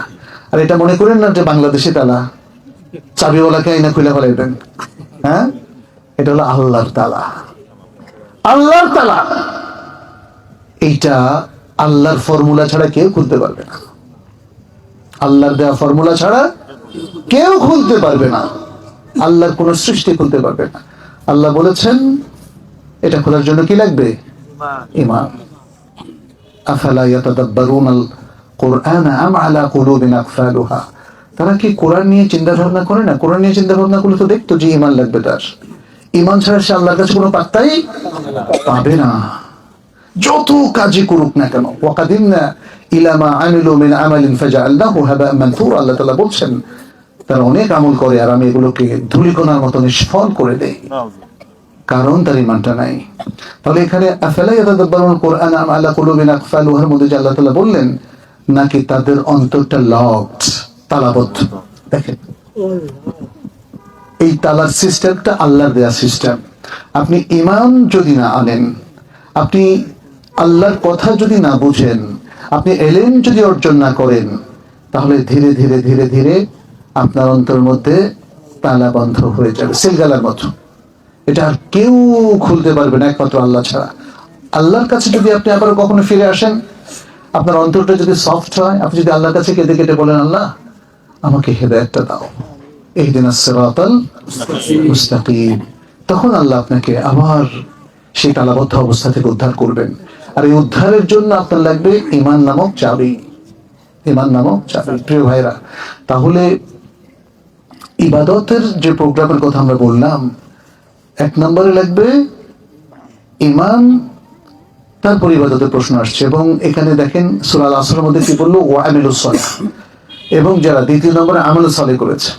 আমলে সালেহ কাকে বলে আর ইবাদত কাকে বলে? যদি দুটোর মধ্যে আমরা কম্পেয়ার করি, তাহলে দেখব সমস্ত আমলে সালেহ, আমলে সালেহ কথাটা তো বুঝেন সবাই, তাই না? সমস্ত আমলে সালেহ, ভালো কাজ, এটা যদি আল্লাহর উদ্দেশ্যে করা হয়, সেটাই হয়ে যায় ইবাদত। আপনি একজন রোগীর সেবা করলেন, এটা কি ইবাদত হবে না? আপনি রাস্তায় একটা বৃক্ষ রোপণ করলেন, যে বৃক্ষ একদিন বড় হবে, মানুষ ছায়া পাবে, অথবা এই বৃক্ষের মধ্যে কিছু ফল হবে, মানুষ খাবে, পাখি খাবে, এটা ইবাদত হবে কিনা বলেন? সমস্ত ভালো কাজ ইবাদত, সমস্ত ভালো কাজ। তাইলে জীবনের সব কাজকে আমাদের উচিত হবে ভালো কাজে রূপান্তরিত করা তথা ইবাদতে রূপান্তরিত করা। তাহলেই আপনি ক্ষতি থেকে বাঁচতে পারবেন। মনে রাখবেন, জীবনের যে কাজগুলো আপনি আমলে সালেহ হিসাবে করতে পারলেন না, অথবা জীবনের যে কাজগুলোকে আপনি ইবাদত হিসাবে করতে পারলেন না, এটা ইবাদতের বাক্সের বাইরে চলে গেল, এটা আমলে সালেহ হিসাবে আল্লাহর কাছে স্বীকৃতি পেল না, তাহলে নিশ্চয়ই এটা মন্দ কাজ। নিশ্চয়ই এটার জন্য আপনাকে ক্ষতি গুনতে হবে, নিশ্চয়ই এটার জন্য আপনাকে জবাবদেহি করতে হবে। প্রিয় ভাইরা, এই জন্যে ক্ষতি থেকে বাঁচতে হলে আমাদেরকে ঈমানের পাশাপাশি আমলে সালেহ করতে হবে। আর এই আমলে সালেহটা করতে হবে আল্লাহ সন্তুষ্টির উদ্দেশ্যে। তাহলে ইবাদতের যে মেইন প্রোগ্রাম দেখেন, ওটার সাথে মিলে যায়। আল্লাহ বলছেন, ওমা খালাকতুল জিন্না ওয়াল ইনসা ইল্লা লিয়াবুদুন। জিন ইনসানের জন্য আমার ইবাদত, মানে জিন ইনসানকে আমার ইবাদতের জন্য সৃষ্টি করেছে। তাহলে কেউ হয়তো প্রশ্ন করতে পারেন, তা আমরা তো ইবাদত করি, কিন্তু জীবনের সবটাকে কি ইবাদত বানাতে পেরেছেন? তাই না? এই প্রশ্নটা আসলে প্রায় সবাই বলবেন, না, বানাতে পারেনি। কিন্তু আল্লাহ তো বলেছেন বানাতে। কোন ফর্মুলায়? আমাদের একটু সমস্যা হচ্ছে, আমরা বড় বড় ইবাদত গুলোকে ইবাদত মনে করি, বাকিগুলোকে ইবাদত মনে করি না। আসলে ইসলাম সেই ফর্মুলাটা দিয়েছে, জীবনটাকে ইবাদত বানিয়ে ফেলো, জীবনের সব কাজকে আমাদের সালেহ এবং ইবাদতে পরিণত করো, তাহলে তোমার লক্ষ্যমাত্রা অর্জিত হবে। আর তাহলে দেখবেন সমাজটা কিন্তু ঠিক হয়ে যাবে। তখন কেউ আর ঘুষ খাবে না, কারণ ঘুষ তো ইবাদত হইতে পারে না। কেউ আর সুদ খাবে না, সুদ তো ইবাদত হতে পারে না। কেউ অন্যায় করবে না, জুলুম করবে না, জুলুম তো ইবাদত হতে পারে না। চুরি তো ইবাদত হতে পারে না, ডাকাতি তো ইবাদত হতে পারে না, তাই না? এভাবে যত খারাপ কাজ আছে দেখবেন, একজন মুসলিম যদি সত্যিকারের মুসলিম হয়, সমাজ থেকে অটোমেটিক খারাপ কাজগুলো উঠে যাবে। যেভাবে গিয়েছে সাহাবাদের মধ্যে, সাহাবায়ে কেরামকে আল্লাহ রাসূল সাল্লাল্লাহু আলাইহি ওয়াসাল্লাম খুব বেশি যে শাসন করেছেন না, তাদেরকে শিখিয়ে দিয়েছেন। সাহাবায়ে কেরামকে রাসূল সাল্লাল্লাহু আলাইহি ওয়াসাল্লাম কোরআন এবং হাদিস শেখাতেন, ব্যাস তারা প্রপারলি ভালোভাবে শিখেছে, আর শিখার মধ্য দিয়ে তারা মর্দে মুমিন হয়ে গেছে। প্রত্যেকে এমন ভালো মুসলিম হয়েছেন যে তাদের মধ্যে দেখেন, আপনি কোন একজন সাহাবীর মধ্যে দেখবেন যে কখনোই তারা বেদাতের মধ্যে লিপ্ত হয় নাই। মদিনায় দেখান তো একজন সাহাবী যিনি মদিনা আসার পরে বেদাত করছেন। দেখান তো একজন সাহাবী যিনি শিরক করেছেন। দেখান তো একজন সাহাবী যিনি কুফরের পক্ষে কথা বলেছেন। দেখুন তো একজন সাহাবী যিনি, আধুনিক আমাদের মুসলিমদের পোলাপানগুলো অনেকে নাস্তিকতার পক্ষে কথা বলে, দেখুন তো একজন সাহাবী যিনি নাস্তিকতার পক্ষে কথা বলেছেন। নাই। কারণটা কি? আমাদের মধ্যে তাহলে এগুলো কোত্থেকে আসলো? বেদাত কোত্থেকে আসলো? আমাদের অনেক মানুষ দেখবেন শিরকি কর্মকাণ্ডে লিপ্ত, মৃত ব্যক্তির কাছে দোয়া করে, অথচ দোয়া চাইতে হবে কার কাছে? আল্লাহর কাছে। সাহায্য চাইতে হবে কার কাছে? হেদায়েত চাইতে হবে কার কাছে? আল্লাহর কাছে। সন্তান চাইতে হবে কার কাছে? আল্লাহর কাছে। কোন সাহাবী এইসব কিছু কি, সে সময় তো অনেকে মারা গেছে, ভালো ভালো লোকজন তো মারা গেছে। রাসূল সাল্লাল্লাহু আলাইহি ওয়াসাল্লামের কাছে কি কেউ কিছু চেয়েছেন? রাসূল সাল্লাল্লাহু আলাইহি ওয়াসাল্লামের ইন্তেকালের পরে তার কবরের কাছে কি কেউ কিছু চেয়েছেন? আবু বকর রাদিয়াল্লাহু তাআলা আনহুর কাছে চেয়েছেন? ওমর ইবনে খাত্তাব, তাদের মতো লোক কোথায় দেখেন তো পৃথিবীতে? কোন কালে কোন মৃত ব্যক্তির কাছে আমাদের কোন ইমাম আবু হানিফা রাহিমাহুল্লাহ, ইমাম মালিক, ইমাম শাফি, ইমাম আহমদ ইবনে হাম্বল, তারা কি চেয়েছেন? তাহলে কেন চান নাই? তাহলে আমরা এখন কেন চাচ্ছি? একটু ভাবতে হবে। তাহলে আমাদের অবস্থাটা কি হবে? আমি ইবাদত করছি, আবার পাশাপাশি যদি বেদাত করি তাহলে মুশকিল না? আমি তাওহীদ, আল্লাহকে বলছি আল্লাহ তুমি এক, লা ইলাহা ইল্লাল্লাহ, আবার শিরক করছি, তাহলে তাওহীদটা ঠিক থাকলো? আমার ইবাদত কার জন্য? আল্লাহর জন্য। কুল ইন্না সালাতি ওয়া নুসুকি ওয়া মাহইয়ায়া ওয়া মামাতি লিল্লাহি রাব্বিল আলামিন, বলো নিশ্চয় আমার সালাত, আমার ইবাদত, আমার জীবন, আমার মরণ আল্লাহর জন্য, যিনি সারা জাহানের মালিক ও রব। তাহলে আপনি আপনার ইবাদতের কোনো কিছু কি অন্য কারোর জন্য করতে পারেন? কারোর জন্য করতে পারেন না। যদি কেউ করে, এটা কি হবে? শিরক হবে, বিদআত হবে, শিরকও হবে। আর যদি কেউ আল্লাহর কোনো আয়াতকে অস্বীকার করে, কোনো সূরাকে অস্বীকার করে, কোরআনের কোনো মানে গুরুত্বপূর্ণ কোনো বক্তব্যকে অস্বীকার করে, এটা কুফরি হবে। এটা কি হবে? ঈমান থাকবে? থাকবে না। যদি কেউ গোটা হাদিসকে অস্বীকার করে, এটা কি হবে? কুফরি হবে, ঈমান থাকবে না। প্রিয় ভাইরা, আজকে মুসলিমরা আসলে ছিন্ন ভিন্ন হয়ে গেছে। একটাই বড় কারণ, ইলম অর্জন করে নাই ঠিক মতো। এই ইলমের মধ্যে আছে কোরআন শুদ্ধ করে পড়া, এটা একটা ইলম, ইলমুল কিরাআত বলা হয়। কোরআন শুদ্ধ করে পড়া, কোরআনের অর্থ বোঝা, এটা আরেকটা ইলম। কোরআনের তাফসীর বোঝা, এটা আরেকটা ইলম। কোরআন যদি না বুঝি তাহলে কোরআন যে আমল করবেন কি করে? অমুকে বলছে এভাবে, ঠিক তেমনি হাদিস বুঝতে হবে কিনা? বুঝতে হবে। এটা ঠিক যে আমাদের সকল শ্রমজীবী মানুষ, আমাদের যারা বয়স্ক চাচা জ্যাঠা আছেন, কিংবা আমাদের বয়সী ভাই বোনেরা আছেন, তাদের প্রত্যেককে প্রত্যেকটা হাদিস পড়ে ফেলতে হবে, অনেক জ্ঞানী হতে হবে, এটা আমরা বলছি না। কোরআনের প্রত্যেকটা আয়াতের তাফসীর তাকে বুঝতে হবে, এটা আমরা বলছি না। কিন্তু ইসলামের জরুরি জ্ঞানটা বুঝতে হবে কিনা বলেন? ফরজ ওয়াজিব গুলো বুঝতে হবে কিনা বলেন? তো ফরজ ওয়াজিব যদি বুঝতেই না পারি তাহলে আমল করবো কেমনে? এই যে ইবাদতের যে আলোচনাটা করলাম এটা বুঝতে হবে না? ইবাদতই বুঝলাম না, তাহলে কেমনে হবে? আমি দেখলাম বিদেশে অনেকে বলে যে আমার ছেলেটা মাশাআল্লাহ অনেক দিনদার, কি করে? কোরআন পড়ে, মাঝে মাঝে কোরআন পড়ে, নামাজ পড়ে না, নামাজ পড়ে না। মানে কিছু লোকজন আছে যারা মনে করে মাথায় টুপি চাপালেই ভালো হয়ে যায়, অথবা কোরআন একটু পড়তে পারলে আলহামদুলিল্লাহ। কেউ কেউ মনে করে যে এই যে বিভিন্ন দিবসে আছে না, পয়লা বৈশাখে কোরআন পড়ে, তাকে তেলাওয়াতের জন্য দেওয়া হয়, মাশাআল্লাহ কি দিনদার। হ্যাঁ, এটা কি দিনদার হইলেও বলেন তো? মানুষের যে কনসেপ্ট, ধারণা অনেক ভুল আছে। আমাদেরকে যদি কোনো লাইফ স্টাইলকে ফলো করতে হয়, কাকে করতে হবে? মুহাম্মদ সাল্লাল্লাহু আলাইহি ওয়াসাল্লাম। লাকাদ কানা লাকুম ফি রাসূলিল্লাহি উসওয়াতুন হাসানাহ লিমান কানা ইয়ারজুল্লাহা ওয়াল ইয়াওমাল আখির ওয়া যাকারাল্লাহা কাসীরা। তোমাদের জন্য রাসূলুল্লাহর মধ্যে রয়েছে উত্তম আদর্শ, যারা আখিরাত এবং শেষ দিবসকে, যারা আল্লাহ এবং আখিরাত দিবসের প্রত্যাশা করে এবং আল্লাহকে বেশি বেশি স্মরণ করে। ওয়া মা আতাকুমুর রাসূলু ফাখুযুহু ওয়া মা নাহাকুম আনহু ফান্তাহু। রাসূল তোমাদের কাছে জানিয়ে এসেছেন, সেটাকে তোমরা গ্রহণ করো, এবং তিনি যা নিষেধ করেছেন সেটাকে তোমরা বর্জন করো। কুল আতিউল্লাহ ওয়ার রাসূল, ওয়া আতিউর রাসূল আছে।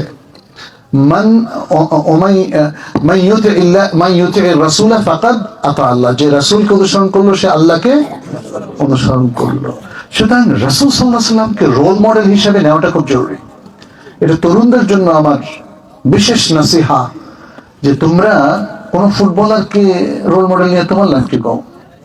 হ্যাঁ, পাঙ্ক পোলাপাইন জুটি বাঁধে, খুব অদ্ভুত ভাবে চলে, হাফ প্যান্ট পরে চলে, ওকে রোল মডেল বানায় আমাদের পোলাপাইনের কোনো লাভ আছে?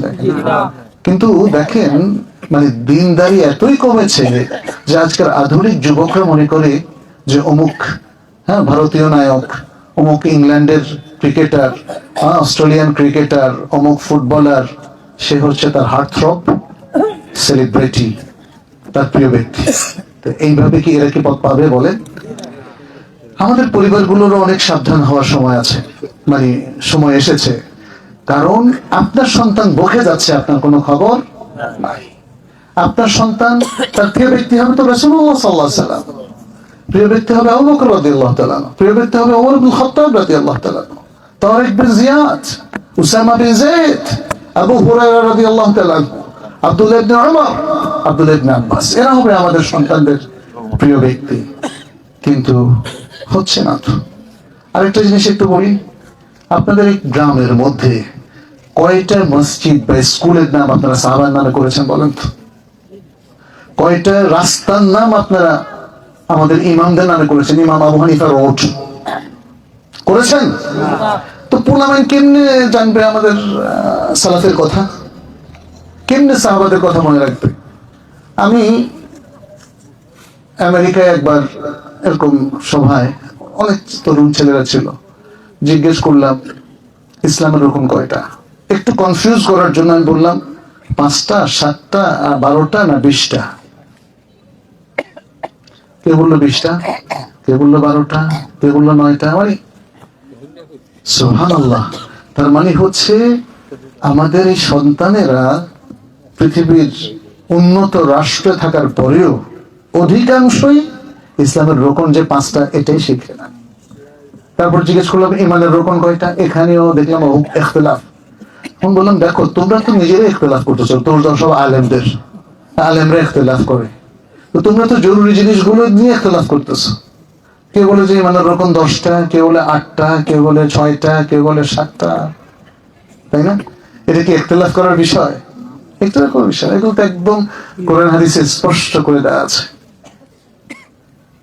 আজকে আমরা আমাদের সন্তানদের প্রতি গাফেল, কিন্তু ওদেরকে সঠিক তারবিয়ত দিচ্ছি না। আমাদের চিন্তা হচ্ছে আমার ছেলে যদি কানাডা থেকে পাশ করে আসে, আমেরিকা থেকে পাশ করে, ব্রিটেন থেকে পাশ করে আসে, অনেক নাম হবে। হ্যাঁ, এই নাম দিয়ে কি করবেন আপনি? এই নাম দিয়ে কি করবেন? এটা কি আখিরাতে কোনো কাজে আসবে আপনার? আমাদের সবচেয়ে বড় প্রায়োরিটি হচ্ছে দিনদার হওয়া, ভালো বিলিভার হওয়া, সত্যিকার মুমিন হওয়া, মুসলিম হওয়া, প্র্যাকটিস করা, দিনকে প্র্যাকটিসে নিয়ে আসা, কোরআন পড়া, সালাত পড়া। আর যদি কোনো রকম আমি দিন গুজরান করে যেতে পারি, আল্লাহ যে রিজিক দিয়েছে সে রিজিক দিয়ে চলতে পারি, এটা যথেষ্ট। ওয়াল্লাহি প্রিয় ভাইরা বোনেরা, এটা যথেষ্ট, এটা যথেষ্ট। কারণ আপনার জন্য তো মূল নিয়ামত রয়েছে কোথায়? আখিরাতে, আপনার স্থায়ী নিবাসে। পৃথিবী কি আপনাদের কারো স্থায়ী নিবাস? দেখি কে কে পৃথিবীতে স্থায়ী নিবাস বানিয়েছেন, একটু হাত তোলেন। স্থায়ী ঠিকানা তো লেখেন তো, সবাই তো স্থায়ী ঠিকানা লেখেন। যাই হোক, আমার ইঙ্গিতটা বুঝতেই পেরেছেন। পৃথিবী আসলে আমাদের সবার জন্যই টেম্পোরারি। টেম্পোরারি, কে কদিন থাকবো কেউ কিচ্ছু জানি না। অনেক যুবক আমাদের চোখের সামনে স্ট্রোক করে মারা যায়, কেউ গুলি খেয়ে মারা যায়, কেউ রোড অ্যাক্সিডেন্টে মারা যায়, যায় কিনা বলেন? নানাভাবে মারা যেতে পারে। এই পৃথিবীতে, এই বাংলাদেশেও দেখেন না 100 বছরের বেশি কয়জন বাঁচে? আর যার 100 বছর হয়ে গেছে সে কিন্তু টের পায় নাই কেন 100 বছর হয়ে গেল। আপনার কত বয়স? যদি ধরি 70, এখন হিসাব মিলতেছে না। আরে আমি তো ছোটই ছিলাম, কিশোর ছিলাম, কত খেলাধুলা করতাম, এখন বুড়ো হয়ে গেলাম, দাড়ি সাদা হয়ে গেল। ঠিক কিনা বলেন? প্রিয় ভাইরা, আসলে এই কথাগুলো বলার উদ্দেশ্য হচ্ছে একটু উপলব্ধি, একটু বুঝ নিয়ে আসা। এই দুনিয়াটা আমাদের টেম্পোরারি জায়গা, অস্থায়ী নিবাস। নবী সাল্লাল্লাহু আলাইহি সাল্লাম তিনি বলেছেন, কুন ফি হাযিহি দুনিয়া কাআন্নাকা গারীবুন আও আবিরু সাবিল। তুমি এই দুনিয়ায় এমন ভাবে বসবাস করো যেন তুমি একজন গরীব। গরীব মানে হচ্ছে স্ট্রেঞ্জার। এই যেমন ধরেন আমি আপনাদের কাছে স্ট্রেঞ্জার, হয়তো অনেকে দাওয়াত দেওয়ার কারণে আপনারা আমার কথা শুনতে এসেছেন, হয়তো মিডিয়ার কারণে জানেন। বাট যদি আমি নিজে একাকি আসতাম কোনো সংবাদ না দিয়ে, তাহলে আপনাদের কাছে স্ট্রেঞ্জার। কয়দিন থাকবো বলেন তো? কোনো আগন্তুক এসে তার কাজ সেরে আসলে চলে যায়। আমিও যেমন আজকে আপনাদের সাথে কিছু কথা বলে ইনশাল্লাহ আবার ঢাকার পথে চলে যাব। আগন্তুকটাকেই বলে যে আসে, কাজ সেরে চলে যায়। আবার আগন্তুকটাকে বলা হয় যাকে কেউ চেনে না, স্ট্রেঞ্জার। যাকে কেউ চেনে না, যাকে কেউ চেনে না তাকে কেউ এলাকায় থাকতেও দেয় না। বুঝতে পারছেন? তার মানে তাকে চলেই যেতে হবে, সে চাইলেও এখানে থাকতে পারবে না। দ্বিতীয় হচ্ছে আও আবিরু সাবিল, অথবা মুসাফির, ট্রাভেলার অন এ পাথ। মুসাফির, হাঁটছি, তাহলে থাকছি না তো কোথায়? মুসাফির মানে কি? যে কোনো জায়গায় থাকে না, সে ট্রাভেলার, সে ট্রাভেল করতেছে, হাঁটছে। তো জীবনটা আমাদের এভাবে কাটাতে হবে যে আমি একজন আগন্তুক, পৃথিবীতে বেশি দিন থাকবো না, চলে যাব আখিরাতে। অথবা আমি আমার যে বিশাল সফরের একটা পর্যায়ে দুনিয়ায় আছি, আমার সফরের সবচেয়ে বড় পর্যায় হচ্ছে কোথায়? আখিরাতে। তাহলে আখিরাতটা হলো আমাদের পার্মানেন্ট রেসিডেন্স। পিয়ার যদি নিতে হয় তাহলে আমেরিকা নিয়ে লাভ নাই ভাই, আমেরিকা তো মারা যাবেন। পিয়ার নেবেন কোথাকার? আখিরাত, জান্নাতের পিয়ার নেবেন। আহসান্ত, জান্নাতের পিয়ার নিতে হবে। প্রিয় ভাইরা, জান্নাতের পিয়ার নেওয়ার জন্য শর্ত খুব সহজ। ঈমান, 1 নম্বর কি? 2 নম্বর ইখলাস। যা করবেন আল্লাহকে সন্তুষ্ট করার জন্য। আল্লাহ কিন্তু সব কাজে সন্তুষ্ট হয় না, এটা একটু মনে রাখেন। তাই না? আমি বারবার বলেছি, আল্লাহ হারাম কোনো কাজে সন্তুষ্ট হয় না। ইভেন আপনি যদি ঘুষ খায়া 2টা মসজিদ করে দেন, লাভ হবে? কোনো লাভ হবে না। তাহলে ইখলাস 2 নম্বর শর্ত কি? 3 নম্বর হলো রাসূল সাল্লাল্লাহু আলাইহি সাল্লামের সুন্নাহ অনুসরণ করা। রাসূল সাল্লাল্লাহু আলাইহি সাল্লামের সুন্নাহ অনুসরণ করা, ব্যাস। আর কোন শর্ত নেই। 3টা, মাত্র 3টা। মাত্র কয়টা বলে? 3টা। এটা মনে রাখেন, এই 3টা শর্ত। এই 3টা শর্ত মানতে গিয়ে যদি আপনি ভুল করেন, আল্লাহ মাফ করে দেবে আপনাকে ইনশাআল্লাহ। যেহেতু রাসূল সাল্লাল্লাহু আলাইহি সাল্লামের আরেকটা হাদিস আছে, ইন্নাল্লাহা তাজাওয়াজা লিউম্মতি আনিল খাতা'i ওয়ান নিসিয়ান ওয়া মাসতুকরিহু আলাইহি। এটা হাসান হাদিস। নবী সাল্লাল্লাহু আলাইহি ওয়াসাল্লাম বলেন, আল্লাহ তাআলা আমার বান্দাকে ক্ষমা করে দিয়েছেন যেটা সে মিস্টেকেনলি করে, অর্থাৎ ভুলে গিয়ে করে, অথবা যেটা সে মনে রাখতে পারে না। নিসিয়ান মানে কি? মনে রাখতে পারে না। মিস্টেক মানে হচ্ছে মনে আছে বাট এটা ভুল হয়ে গেছে। আমি মনে করছি, মানে যেমন আমি এখানে চোখ খেয়ে পড়ে গেলাম, মনে করছি এটা সোজা পথ সমান, তাহলে এটা হলো মিস্টেক গুলো অনেক সময় মানুষ ইচ্ছা করেও করতে পারে, কিন্তু তার নেক নিয়তে, এটা এই জন্য না যে এটা আল্লাহর নির্দেশ লঙ্ঘন এই জন্য আমি করছি না, এটা হলো ভুল হয়ে গেছে। আর একটা হলো মন থেকে চলে গেছে, যেমন আমি আজকে সিয়াম রাখছি, ভুলে গেছি রমাদানের মধ্যে কি করলাম, খাইলাম, খেয়ে ফেললাম, আমার সিয়াম ঠিক আছে কিনা বলেন তো দেখি। ঠিক আছে, কারণ রাসূল সাল্লাল্লাহু আলাইহি ওয়াসাল্লাম বলছেন কেউ যদি ভুলে গিয়ে রমাদানের দিনে খায় তাহলে তার সিয়ামটা ঠিক আছে, সে সিয়ামটা এই খাওয়ার পরেও পূর্ণ করবে, কারণ তাকে খাইয়েছেন কে? আল্লাহ। তাকে পানাহার করিয়েছেন আল্লাহ। দেখেন ইসলামটা কি চমৎকার, একজন লোক ভুলে গেল, তাকে তার জন্য কোনো শাস্তি দেওয়া হলো না, কারণ কি? কারণ সে নিজে কেউ কি ইচ্ছা করে ভুলে যেতে পারে? আপনি যদি বলেন যে আমি তাহলে যেহেতু ভুল করলে ক্ষমা হয়, তাহলে আমি এক কাজ করি, আমি 2 দিন নামাজের কথা একটু ভুলে যাই, তাহলে আমার নামাজ পড়তে হবে না, এইভাবে কি প্ল্যান করে ভোলা যায়? ভোলা যায় না। আসলে ভুলটা হয়, মানে কেউ যদি ভুলে যান, এই ভুলটাকে রোধ করা তার সাধ্যের অতীত, কেউ ইচ্ছে করে ভুলতে পারে না। মেয়ে কি ভুলকে ভুল বলে? মানে কেউ বানিয়ে যদি বলে যে আমি ভুলে গেছিলাম, মিথ্যা কথা বললো, এটা তো আর মন থেকে ভুলে গেছে এটা না, মিলবে না। হ্যাঁ, মানুষ ভুলে যায় ইচ্ছার বিরুদ্ধে। যেমন আপনার সাথে আমার কথা ছিল 5টায় আসবো, হঠাৎ ভুলে গেছে, 6টায় বললাম ভাই আমি তো ভুলে গেছি। এই যে ভুল, এটা আপনারও ক্ষমা করে দেওয়া উচিত, কারণ এটা আল্লাহ ক্ষমা করে দেয়। আর আরেকটা জিনিস ক্ষমা করে দেয়, তৃতীয়, সেটা হচ্ছে যেটা কেউ জোর করে ভয় দেখিয়ে যদি করায়, ভয় দেখিয়ে, যেমন তালাক দেওয়া হলো, ওইটাই তোমার বউকে তালাক দাও, নাহলে তোমাকে একদম মেরে ফেলবো, বা তোমার হাত কেটে ফেলবো, তাহলে সে যে তালাক দিল এটাকে বলে তালাকুল মুকরাহ, এবং এই তালাক হবে না। তাইলে এই জায়গায় দেখা যাচ্ছে কেউ যদি ভুলে যায় বা মনে রাখতে পারে না অথবা বাধ্য হয়ে কোনো কিছু করে, এই জায়গায় সে যদি এই 3 অবস্থায়, ভুলে যাওয়ার কারণে, মনে না থাকার কারণে এবং বাধ্য হওয়ার কারণে কোনো কাজ করে ফেলে, তাহলে কি করে? আল্লাহ মাফ করে দেন।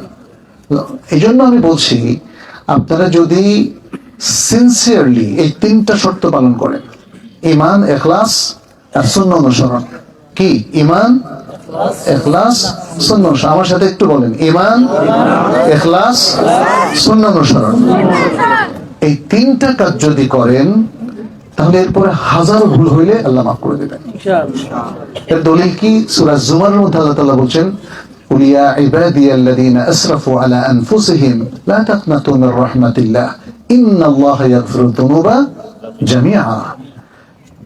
আমার সেসব বান্দারা যারা তোমাদের উপর অনেক জুলুম করে ফেলেছ, তোমরা আল্লাহর রহমত থেকে নিরাশ হইও না, নিশ্চয়ই আল্লাহ সকল পাপকে ক্ষমা করে দেন।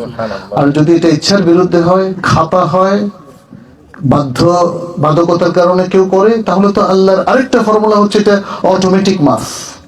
কেউ যদি আজকের যেমন জোহরের নামাজ, জোহর রক্ত পড়তে ভুলে গেছে, তাহলে তার যখনই মনে হবে তখনই সে পড়ে নিবে। সে যে ভুলে যাওয়ার কারণে এমনকি ওয়াক্তের পরে মনে পড়লো, যদি তার কি গুনাহ হবে? কারণ সে তো ইচ্ছাকৃত ভাবে এটা করে নাই। তারপরে কেউ যদি ঘুমিয়ে থাকলো, আজকে জোহরের সময় শরীরটা একটু তার দুর্বল লাগছিল, ঘুমিয়ে পড়লো, আসরের সময় উঠলো, জোহর পড়ে নাই, তারপরে তার নিয়মটা কি? সে তখনই উঠে আগে জোহর পড়বে, তারপরে আসর। এই যে সে ঘুমিয়ে থাকার কারণে যে তার জোহরের আসল টাইমটা মিস হয়ে গেল, তার কি কোনো পাপ হবে? না, তার পাপ হবে না। ইসলামটা সুন্দর না বলেন তো? সুবহানাল্লাহ, কি সুন্দর, কি সুন্দর।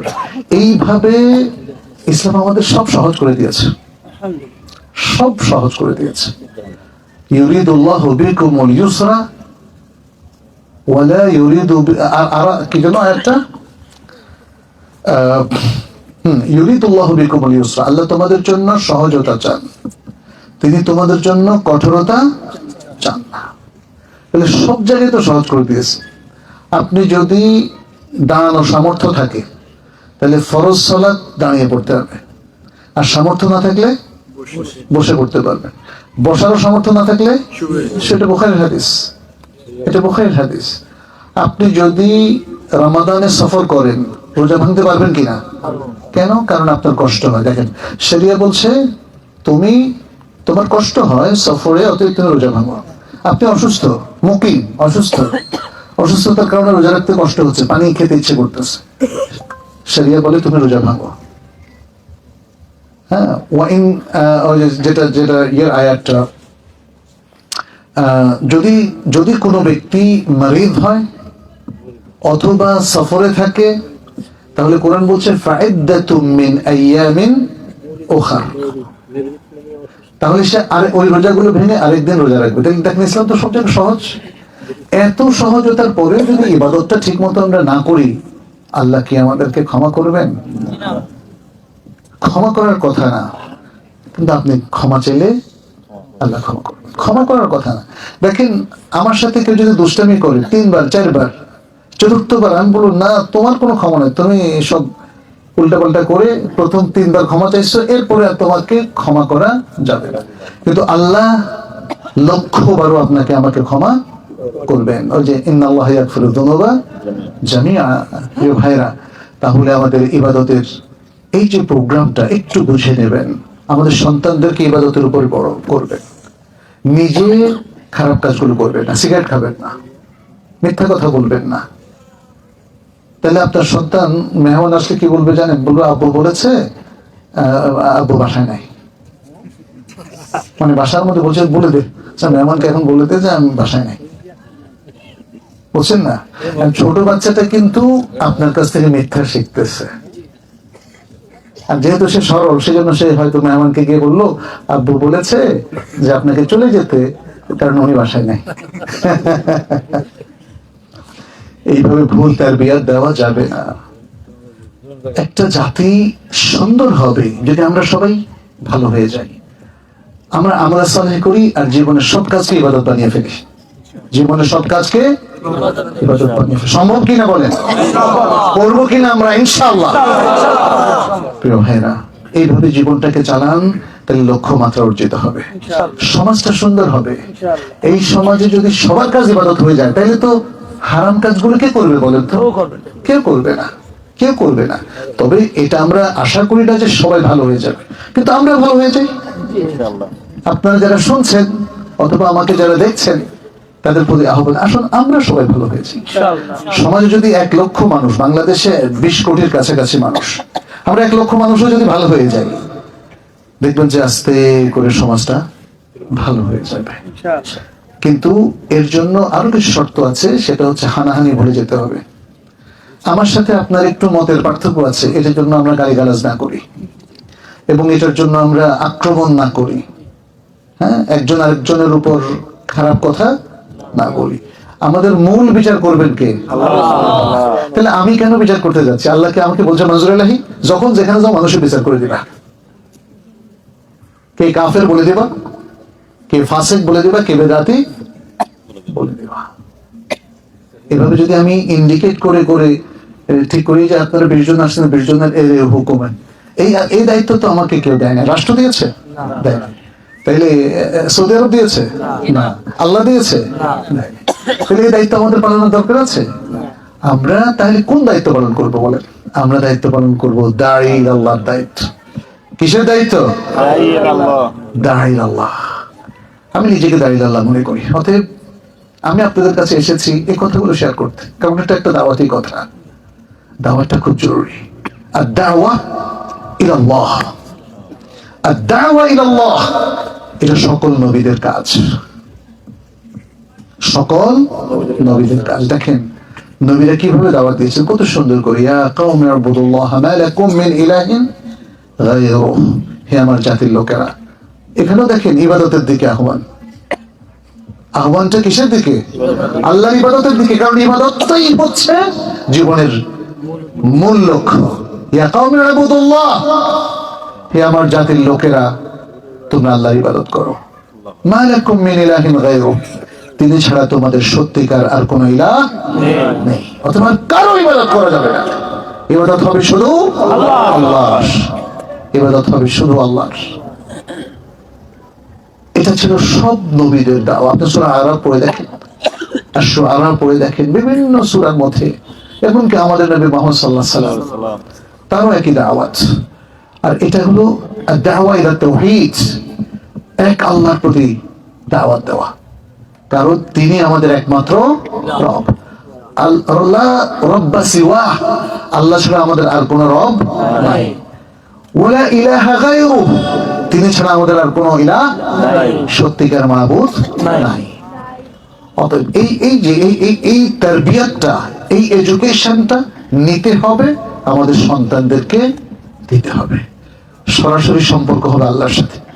আল্লাহর প্রত্যেক বান্দা কাঁদবে আল্লাহর কাছে, গভীর রাতে উঠে তারা আল্লাহর কাছে তাহাজ্জুদ পড়ে দোয়া করবে, আল্লাহ ক্ষমা করে দাও, আল্লাহ আল্লাহ রিজিক দাও, আল্লাহ বাংলাদেশ থেকে বলা মুসিবত উঠিয়ে নাও, এই দেশটাকে ইসলামের সমাজে রূপান্তরিত করে দাও, ইয়া আল্লাহ বাংলাদেশের মানুষগুলোকে ভালো করে দাও, ইয়া আল্লাহ আমাদের খারাপ কাজগুলো থেকে আমাদেরকে উদ্ধার করো, এই দেশটাকে, এই সমাজটাকে, এই মানুষগুলোকে, এই গ্রামকে, জনপদকে তুমি দুর্নীতি থেকে উদ্ধার করো। আল্লাহ মানুষকে নামাজি করে দাও, মানুষকে তোমার অভিমুখী করে দাও, মানুষ যেন সত্যিকার ইবাদত গুজার বান্দা হতে পারে সে তৌফিক দাও। আল্লাহর কাছে এভাবেই তো দোয়া করতে হবে, আমাদেরকে এইভাবেই দোয়া করতে হবে। আর দাওয়াতের কথা যেটা বলছিলাম, আপনাদের এখানে আজকে একটা নতুন দাওয়াত সেন্টার হয়েছে, আলহামদুলিল্লাহ। আমি মনে করি আপনাদের আলহামদুলিল্লাহ কয়েকদিন ধরে বলেই যেতে হবে, আলহামদুলিল্লাহ আলহামদুলিল্লাহ আলহামদুলিল্লাহ। বিশাল একটা কাজ হয়েছে ভাই, আলহামদুলিল্লাহ, বিশাল একটা কাজ হয়েছে। আমাদের এক ভাই, আপনাদের এই কেদারপুরের ভাই না, ইকবাল ভাই, তিনি এই কাজটা করেছেন, জাযাকুল্লাহু খায়রান। উনি শুধু আমেরিকায় আছেন, কোনো দরকার ছিল না ওনার এখানে কাজ করার, বাট আল্লাহ একটা তাকে সুন্দর মন দিয়েছে, আলহামদুলিল্লাহ। তিনি আপনাদেরকে ভুলে যান নাই, আমেরিকা গিয়েও ভুলে যান নাই। আর তিনি ইচ্ছে করলে একটা মুদি দোকান দিতে পারতেন, আপনারা সব মধু খাইবেন মধু দোকানে আইসা, আর আমিও লাভ করবো আপনাদেরও লাভ হবে। এইটা না করে তিনি কি করলেন, দাওয়াত সেন্টার করলেন। এটা হলো তিজারা মা আল্লাহ, তিজারা মা আল্লাহ, আল্লাহর সাথে ব্যবসা। আপনাদেরকে উনি দাওয়াত সেন্টারটা উপহার দিলেন, উদ্দেশ্য হচ্ছে আল্লাহর সাথে বিজনেস। হাল আদুল্লুকুম আলা তিজারাতিন তুনজিকুম মিন আযাবিন আলীম, আমি কি তোমাদেরকে দেখিয়ে দেব না এমন একটা তিজারাত যেটা তোমাদেরকে কঠিন মর্মন্তুদ শাস্তি থেকে নাজাত দেবে। সুবহানাল্লাহ। আমাদের ইসলামটা তিজারাত, কিন্তু ধর্ম ব্যবসা না। আমাদের ইসলামটা তিজারাত, এটা তিজারাতুল মা আল্লাহ, আল্লাহর সাথে ব্যবসা। আমরা আমাদের জান মাল সব সব আল্লাহর রাস্তায় দান করলাম, এর বিনিময়ে কিসের বিনিময়ে? জান্নাতের বিনিময়ে। সূরা তাওবার 111 নম্বর আয়াত। ফলে এটা হয়ে গেল সবচেয়ে সফল তিজারাত, পৃথিবীর সর্বকালের সর্বশ্রেষ্ঠ সফল ব্যবসা হলো এটা, তিজারাতুল মা আল্লাহ। দাওয়াত সেন্টার হচ্ছে তারই একটা অংশ। দাওয়াত সেন্টারের মাধ্যমে এখানে একদল তরুণ দাঁড়ি তৈরি হবে ইনশাআল্লাহ। আমি বলেছি বাংলাদেশে যত ভালো কিছুর ভালো পরিবর্তন সব তরুণরা করেছে, ইসলামের শুরুতেও যত ভালো পরিবর্তন সব কারা করেছে? তরুণরা করেছে। আজকেও তরুণরাই করবে ইনশাআল্লাহ। আমরা আশা করছি এই দাওয়াত সেন্টারের মাধ্যমে তরুণরা মানুষের পাশে এসে দাঁড়াবে। আমি তরুণদেরকেও বলবো, এখানে কোন ধরনের ফতোয়াবাজি, অমুক তমুক এসবে না গিয়ে দাওয়ার সবচেয়ে বড় টেকনিক হচ্ছে মানুষের পাশে দাঁড়ানো। আমাদের এই বড় ভাই যদি অসুস্থ হন, দায়ীরা তার পাশে দাঁড়াবে, তাকে শুশ্রূষা দেবে। আমাদের এই ভাইও যদি অসুস্থ হন, তার পাশে দাঁড়াবে। ওই ভাই যদি ঋণী হন, কিছু হলেও সাহায্য করবে, পুরোটা যদি নাও পারে। হ্যাঁ, দাওয়ার সবচেয়ে বড় পদ্ধতি হচ্ছে এই, আমরা বিপদে আপদে সবার পাশে দাঁড়াবো। এই দাওয়াত সেন্টার মাঝে মাঝে চক্ষু শিবিরের ব্যবস্থা করবে, সবার চোখটা একটু পরীক্ষা দিবে, বছরে একবার দুইবার, মাসে অন্তত একবার ফার্স্ট এইডের ব্যবস্থা করবে, যাদের পেট খারাপ, জ্বর, সর্দি, তাদের চিকিৎসার ব্যবস্থা করবে। কারণ আমরা তো ইসলামকে এভাবেই দেখেছি, তাই না? নবী সাল্লাল্লাহু আলাইহি সাল্লাম মানুষকে শেখানোর আগে তার পাশে ছিলেন, তার সেবা দিয়েছেন। নবুয়তের আগে হেলফুল ফুজুলের মাধ্যমে সমাজের সেবা দিয়েছেন কিনা? মক্কায় সেবা দিয়েছেন কিনা? মদিনায় এসে তো তিনি সবাইকে সেবা দিলেন। সুবহানাল্লাহ। দাওয়া মানে শুধুমাত্র কিছু ধর্ম প্রচার নয়, দাওয়া মানে হচ্ছে ইসলামের বিউটিটাকে তুলে ধরা। ইসলাম যে কত সুন্দর, ইসলাম যে মানুষের মধ্যে সম্প্রীতি তৈরি করে, ভালোবাসা তৈরি করে, ইসলাম যে মানুষের মধ্যে হানাহানি দূর করে দেয়, ইসলাম যে আল্লাহর ভালো বান্দা হওয়ার প্রতি আমাদেরকে উদ্বুদ্ধ করে। দাওয়া মানে হচ্ছে সেটা শেখানো, সেটা বোঝানো। দাওয়া সেন্টার মাঝে মাঝে আমাদেরকে তাহাজ্জুদের রিমাইন্ডার দেবে। দাওয়া সেন্টার যখন দেখবে যে সমাজের মধ্যে মাদকের প্রসার হয়েছে, এই মাদকের প্রসার কিভাবে কমানো যায়, দাওয়া সেন্টার সেই অ্যাওয়ারনেস বিল্ড আপ করবে, সচেতনতা বৃদ্ধি করবে। দাওয়া সেন্টার যদি আমাদের লোকজন কোরআন ভুলে যায়, তাহলে তাদেরকে কোরআন শেখাবে। এটা ওয়ান অফ দ্য ইম্পর্টেন্ট কাজ আমি মনে করি। দাওয়া সেন্টার সবার আগে মানুষকে কোরআনমুখী করবে ইনশাআল্লাহ। বুঝতে পেরেছেন তো? তাহলে দাওয়া সেন্টার হওয়াটা কি জরুরি না? আপনারা বলেন তো, নাকি আমরা বন্ধ করে দিতে বলবো? দাওয়া সেন্টার আমি আশা করি এলাকাকে আলোকিত করবে।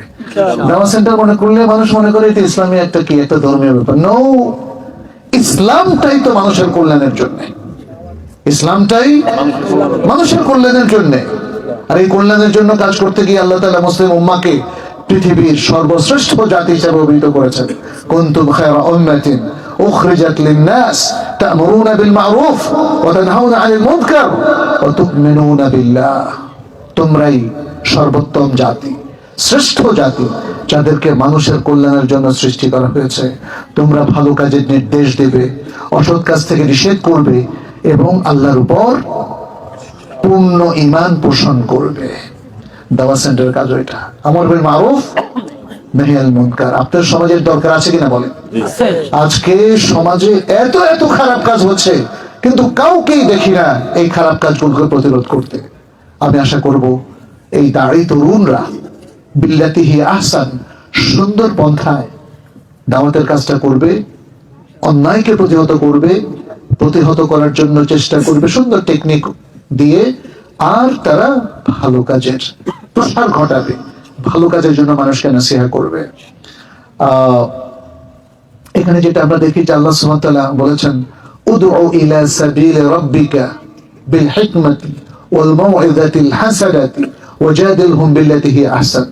তুমি তোমার রবের দিকে আহ্বান জানাও প্রজ্ঞা সহকারে, বিল হিকমাতি ওয়াল মাউইযাতিল হাসানা, সুন্দর অভিভাষণ দিয়ে, সুন্দর ওয়াজ বা কথা উপদেশ দিয়ে, এবং তাদের সাথে আলোচনা করো বিল্লাতি হিয়া আহসান, সর্বোত্তম পন্থায়। তাহলে আমরা যখন আমাদের কোনো মুরব্বীর সাথে আলোচনা করব, কোনো বড় ভাই ছোট ভাই সবার সাথে সুন্দর করে আলোচনাটা এই দাওয়া সেন্টারের লোকজন সুন্দর করে করবেন, প্রজ্ঞা সহকারে করবেন, মানুষের পাশে দাঁড়াবেন। হ্যাঁ, তাহলেই আল্লাহ সুবহানাহু ওয়া তাআলার ওই কথাটা আমাদের প্রত্যেক দায়ীর ক্ষেত্রে প্রযোজ্য হবে, যেটা আল্লাহ সুবহানাহু ওয়া তাআলা বলেছেন, ওয়ামান আহসানু কাওলাম মিম্মান দাআ ইলাল্লাহ ওয়া আমিলা সালিহান, তারপরে ওয়াকালা ইন্নানি মিনাল মুসলিমিন। সেই ব্যক্তির চেয়ে উত্তম কে হতে পারে যে আল্লাহর দিকে ডাকে, মিম্মান দাআ ইলাল্লাহ ওয়া আমিলা সালিহান, এবং আমলে সালেহ করে। অর্থাৎ তার সব কাজ কি? আমলে সালেহ, তার সব কাজ ইবাদত, আমলে সালেহ। দেখেন সব জায়গার সাথে কথার মিল আছে। এবং বলে আমি একজন মুসলিম, আমি মুসলিমদের অন্তর্ভুক্ত, আমি সেই সব লোকদের অন্তর্ভুক্ত যারা আল্লাহর কাছে আত্মসমর্পণ করেছে, যারা আল্লাহর আনুগত্য পোষণ করেছে, আমি তাদের অন্তর্ভুক্ত। তাহলে এরকম দাঁড়িয়ে আপনারা চান কি চান না বলেন? দাওয়াত সেন্টার আমি আশা করি এমন একটা প্রজন্ম তৈরি করবে। আপনারা একজন আল্লাহর কাছে দেখবেন সেজদায় পড়ে থাকবেন, আল্লাহ এত বড় একটা নিয়ামত আমাদেরকে দিয়েছো, আমরা প্রথমত বুঝতে পারি নাই, এখন বুঝতে পারছি। এই তরুণরা যারা উল্টাপাল্টা কাজ করতো, আজকে তারা দাঁড়িয়ে আল্লাহ হিসাবে আমাদের এলাকাকে আলোকিত করছে, তাই না? আলহামদুলিল্লাহ বলবেন না? আলহামদুলিল্লাহ, আলহামদুলিল্লাহ। আমি মনে করি যে এত সুন্দর একটা প্রতিষ্ঠান আপনাদের এখানে হয়েছে, আপনারা আল্লাহ শুকরিয়া আদায় করবেন, দাওয়াত সেন্টারের পাশে থাকবেন, তাদেরকে গাইড করবেন। আপনাদের মধ্যে যারা বয়োজ্যেষ্ঠ, যারা শিক্ষাবিদ, আমি অনেককে দেখতে পাচ্ছি, নিশ্চয়ই এখানে মাদ্রাসার উস্তাদ কিংবা প্রিন্সিপাল, কলেজের উস্তাদ প্রিন্সিপাল এরকম আছেন অনেকেই, আপনারা প্লিজ তরুণদেরকে একটু গাইড করবেন, ওদের পাশে দাঁড়াবেন, সবাই মিলে দাওয়াত সেন্টারের খরচটা দিবেন। এটা ইকবাল ভাই শুরু করে দিয়েছেন, কিন্তু বেচারের উপরে সমস্ত খরচের ভার চাপিয়ে দিয়েন না। আপনি 10 টাকা করে পারেন 10 টাকা করে দেন, 20 টাকা করে পারেন 20 টাকা। এটাকে বলে ক্রাউড ফান্ডিং। ক্রাউড ফান্ডিং মানে সবাই মিলে যদি মাসে 100 টাকা করে দেন, এই এলাকার 500 জন ব্যক্তি যদি 100 টাকা করে দেয়, 50,000 টাকা হয়ে যাবে। কিন্তু দাওয়াত সেন্টার চালাতে অসুবিধা হবে? হবে না ইনশাল্লাহ। আমি কিছু টেকনিকের কথা আপনাদেরকে বলে গেলাম, কিছু নাসিহার কথা বলে গেলাম, এবং আমি আশা করি যে আলোচনাগুলো আপনাদের সামনে করা হয়েছে সেখান থেকে আপনারা আপনাদের পাথেও খুঁজে নেবেন, নিজেদেরকে আপনারা একজন ট্রাভেলার কিংবা আগন্তুক হিসাবে মনে করবেন। জীবনটা যে কোনো সময় চলে যেতে পারে, অতএব পরকালের জন্য জাদ ও রাহেলা খুঁজে নেবেন এবং জীবনটাকে ইবাদতে রূপান্তরিত করবেন। প্রত্যেকটা আমল যেন আমলে সালেহ হয়, আমাদের জন্য ইমানটা ঠিক থাকে, পরিপূর্ণ ইমান, আল্লাহর জন্য আমরা যেন ইখলাসটা বজায় রাখি, আর আমাদের নবী সাল্লাল্লাহু আলাইহি ওয়াসাল্লামের সুন্নাহকে ফলো করি। এটাই আপনাদের প্রতি আমাদের নাসিহা। এই এলাকার সকল জনগণের প্রতি আমরা এই নাসিহা পেশ করছি এবং আল্লাহর কাছে দোয়া করি তিনি যেন আমাদেরকে তার নেক বান্দা হিসাবে কবুল করেন, তিনি যেন আমাদেরকে তার নৈকট্যপ্রাপ্ত বান্দাদের মধ্যে সমান করেন, আখিরাতের সকল চ্যালেঞ্জ মোকাবেলা করে আমাদেরকে নাজাত দেন, জান্নাতুল ফেরদাউস নসিব করেন, সেইভাবে জীবনটাকে গড়ে তোলার তৌফিক দান করেন। এতটুকু বলে আমি আমার বক্তব্য শেষ করলাম। তবে কিছু প্রশ্ন মনে হয় আছে, আপনাদের কোনো প্রশ্ন থাকলে আপনারা লিখিত ভাবে দেন। আমরা আমাদের যতটুকু সময় আছে সে অনুযায়ী হয়তো সব প্রশ্নের উত্তর দিতে পারবো না, কিছু প্রশ্নের উত্তর দেবো আমরা ইনশাআল্লাহ।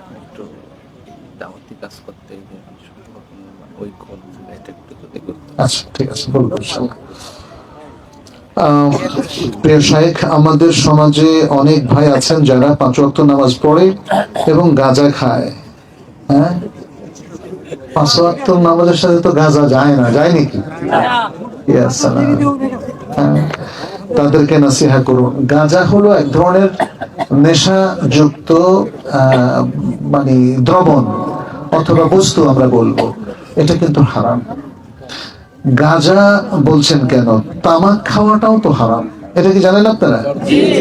তামাক খাওয়া, সেটা কাঁচা তামাক হোক অথবা সিগারেট কিংবা বিড়ি আকারে হোক, এটা সারা বিশ্বের বর্তমান মুহাক্কিক উলামায়ে কেরাম সকলেই কোরআন হাদিসের অনেকগুলো দলিল একসাথ করে এই ফতোয়া দিয়েছেন।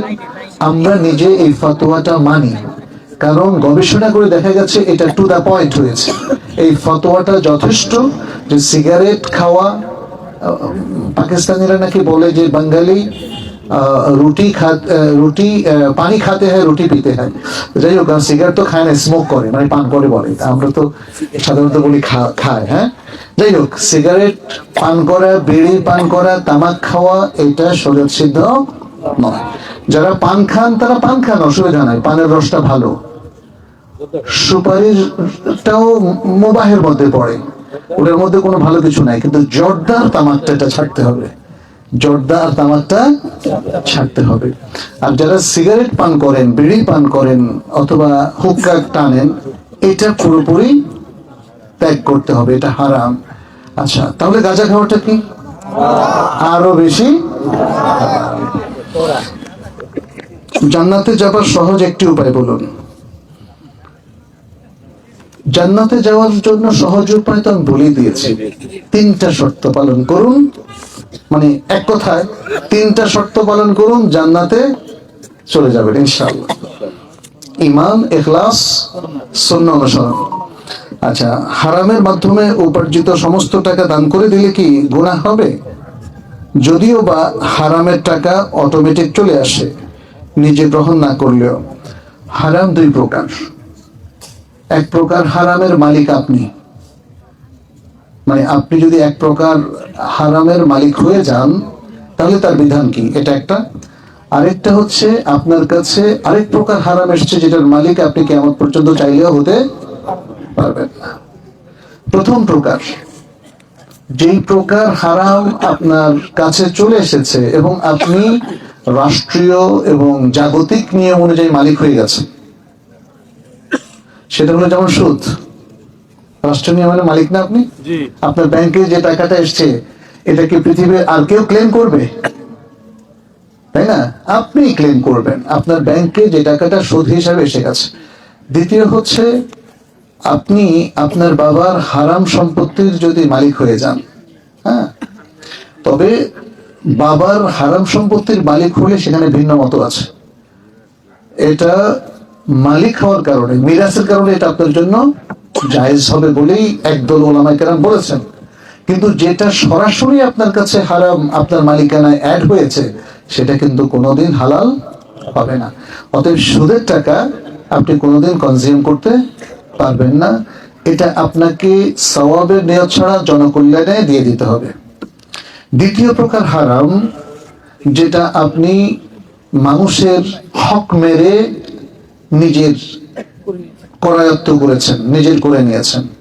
মানুষের হক মেরা অনেক রকম হতে পারে, যেমন জাল দলিল করে আরেকজনের জমি দখল করছেন, অথবা আইল ঠেলে তার জমি নিজের মধ্যে ঢুকাই নিছেন, তাই না? অথবা ঘুষ খেয়েছেন, ঘুষের টাকা আরেকজনের। তাহলে এরকম কিছু উদাহরণ দিলাম।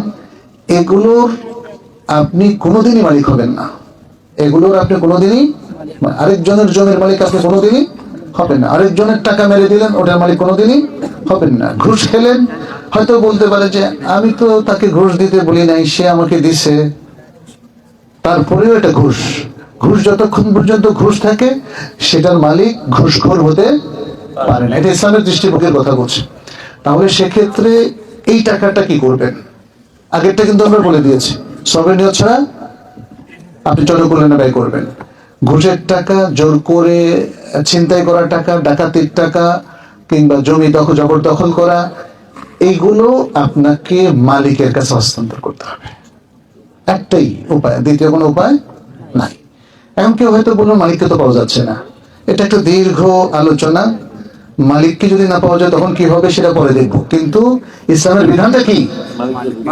মালিককে হস্তান্তর। ইভেন ঘুষের টাকা, আপনি 10 বছর ধরে ঘুষ খাইছেন, এই 10 বছর ধরে 500 লোকের থেকে ঘুষ খাইছেন, 500 লোকের কাছে তাদের টাকা আপনাকে ফেরত দিতে হবে। জি জি, আর কোনো প্রশ্ন নাই? আমরা কি শেষ করবো? জি, আজকে তাহলে অনেক রাত হলো, আপনাদেরও খিদে লেগে গেছে, তাছাড়া মেহমানদারিতে ব্যবস্থায় আছে। আমরা দোয়া করি যেন সবকিছু সুন্দর মতো হয়। আপনাদেরকে অনেক শুকরিয়া, আপনাদের সবার জন্য মন থেকে দোয়া করছি। আল্লাহ যেন আপনাদেরকে বরকতময় জীবন দেন, আল্লাহ যেন আপনাদেরকে, আমাদের সবাইকে পবিত্র জীবন দান করেন, আল্লাহ যেন আমাদের জীবনের সকল গুনাহ খাতা মাফ করে দেন, আল্লাহ যেন আমাদেরকে তার পথে চলাকে সহজ করে দেন, আল্লাহ যেন এই জনপদে বরকত দেন। এই নুড়িয়া কেদারপুরে আল্লাহ যেন ভালো ভালো দাড়ি তৈরি করে দেন, একটা অ্যাক্টিভ সুন্দর দাওয়া সেন্টার আল্লাহ যেন প্রতিষ্ঠা করে দেন। আমাদের এখানে যারা বয়োজ্যেষ্ঠ আছেন, আল্লাহ যেন তাদের মাধ্যমে ভালো কাজগুলো করার তৌফিক দেন। তারা যেন আমাদের তরুণদেরকে পৃষ্ঠপোষকতা দেয়। আমাদের সবার মনকে আল্লাহ তাআলা সুন্দর করে দিন, ভালোবাসা তৈরি করে দিন। এতটুকু বলে আজকের মতো এখানে শেষ করছি। হাদা সাল্লাল্লাহু সাল্লাম আলা নবিয়িনা মুহাম্মদ ওয়া আলা আলিহি ওয়া আসহাবিহি আজমাইন। সুবহানাকাল্লাহুম্মা ওয়া বিহামদিক, আশহাদু আল্লা ইলাহা ইল্লা আনত, আস্তাগফিরুকা ওয়া আতুবু ইলাইক। আসসালামু আলাইকুম ওয়া রাহমাতুল্লাহ।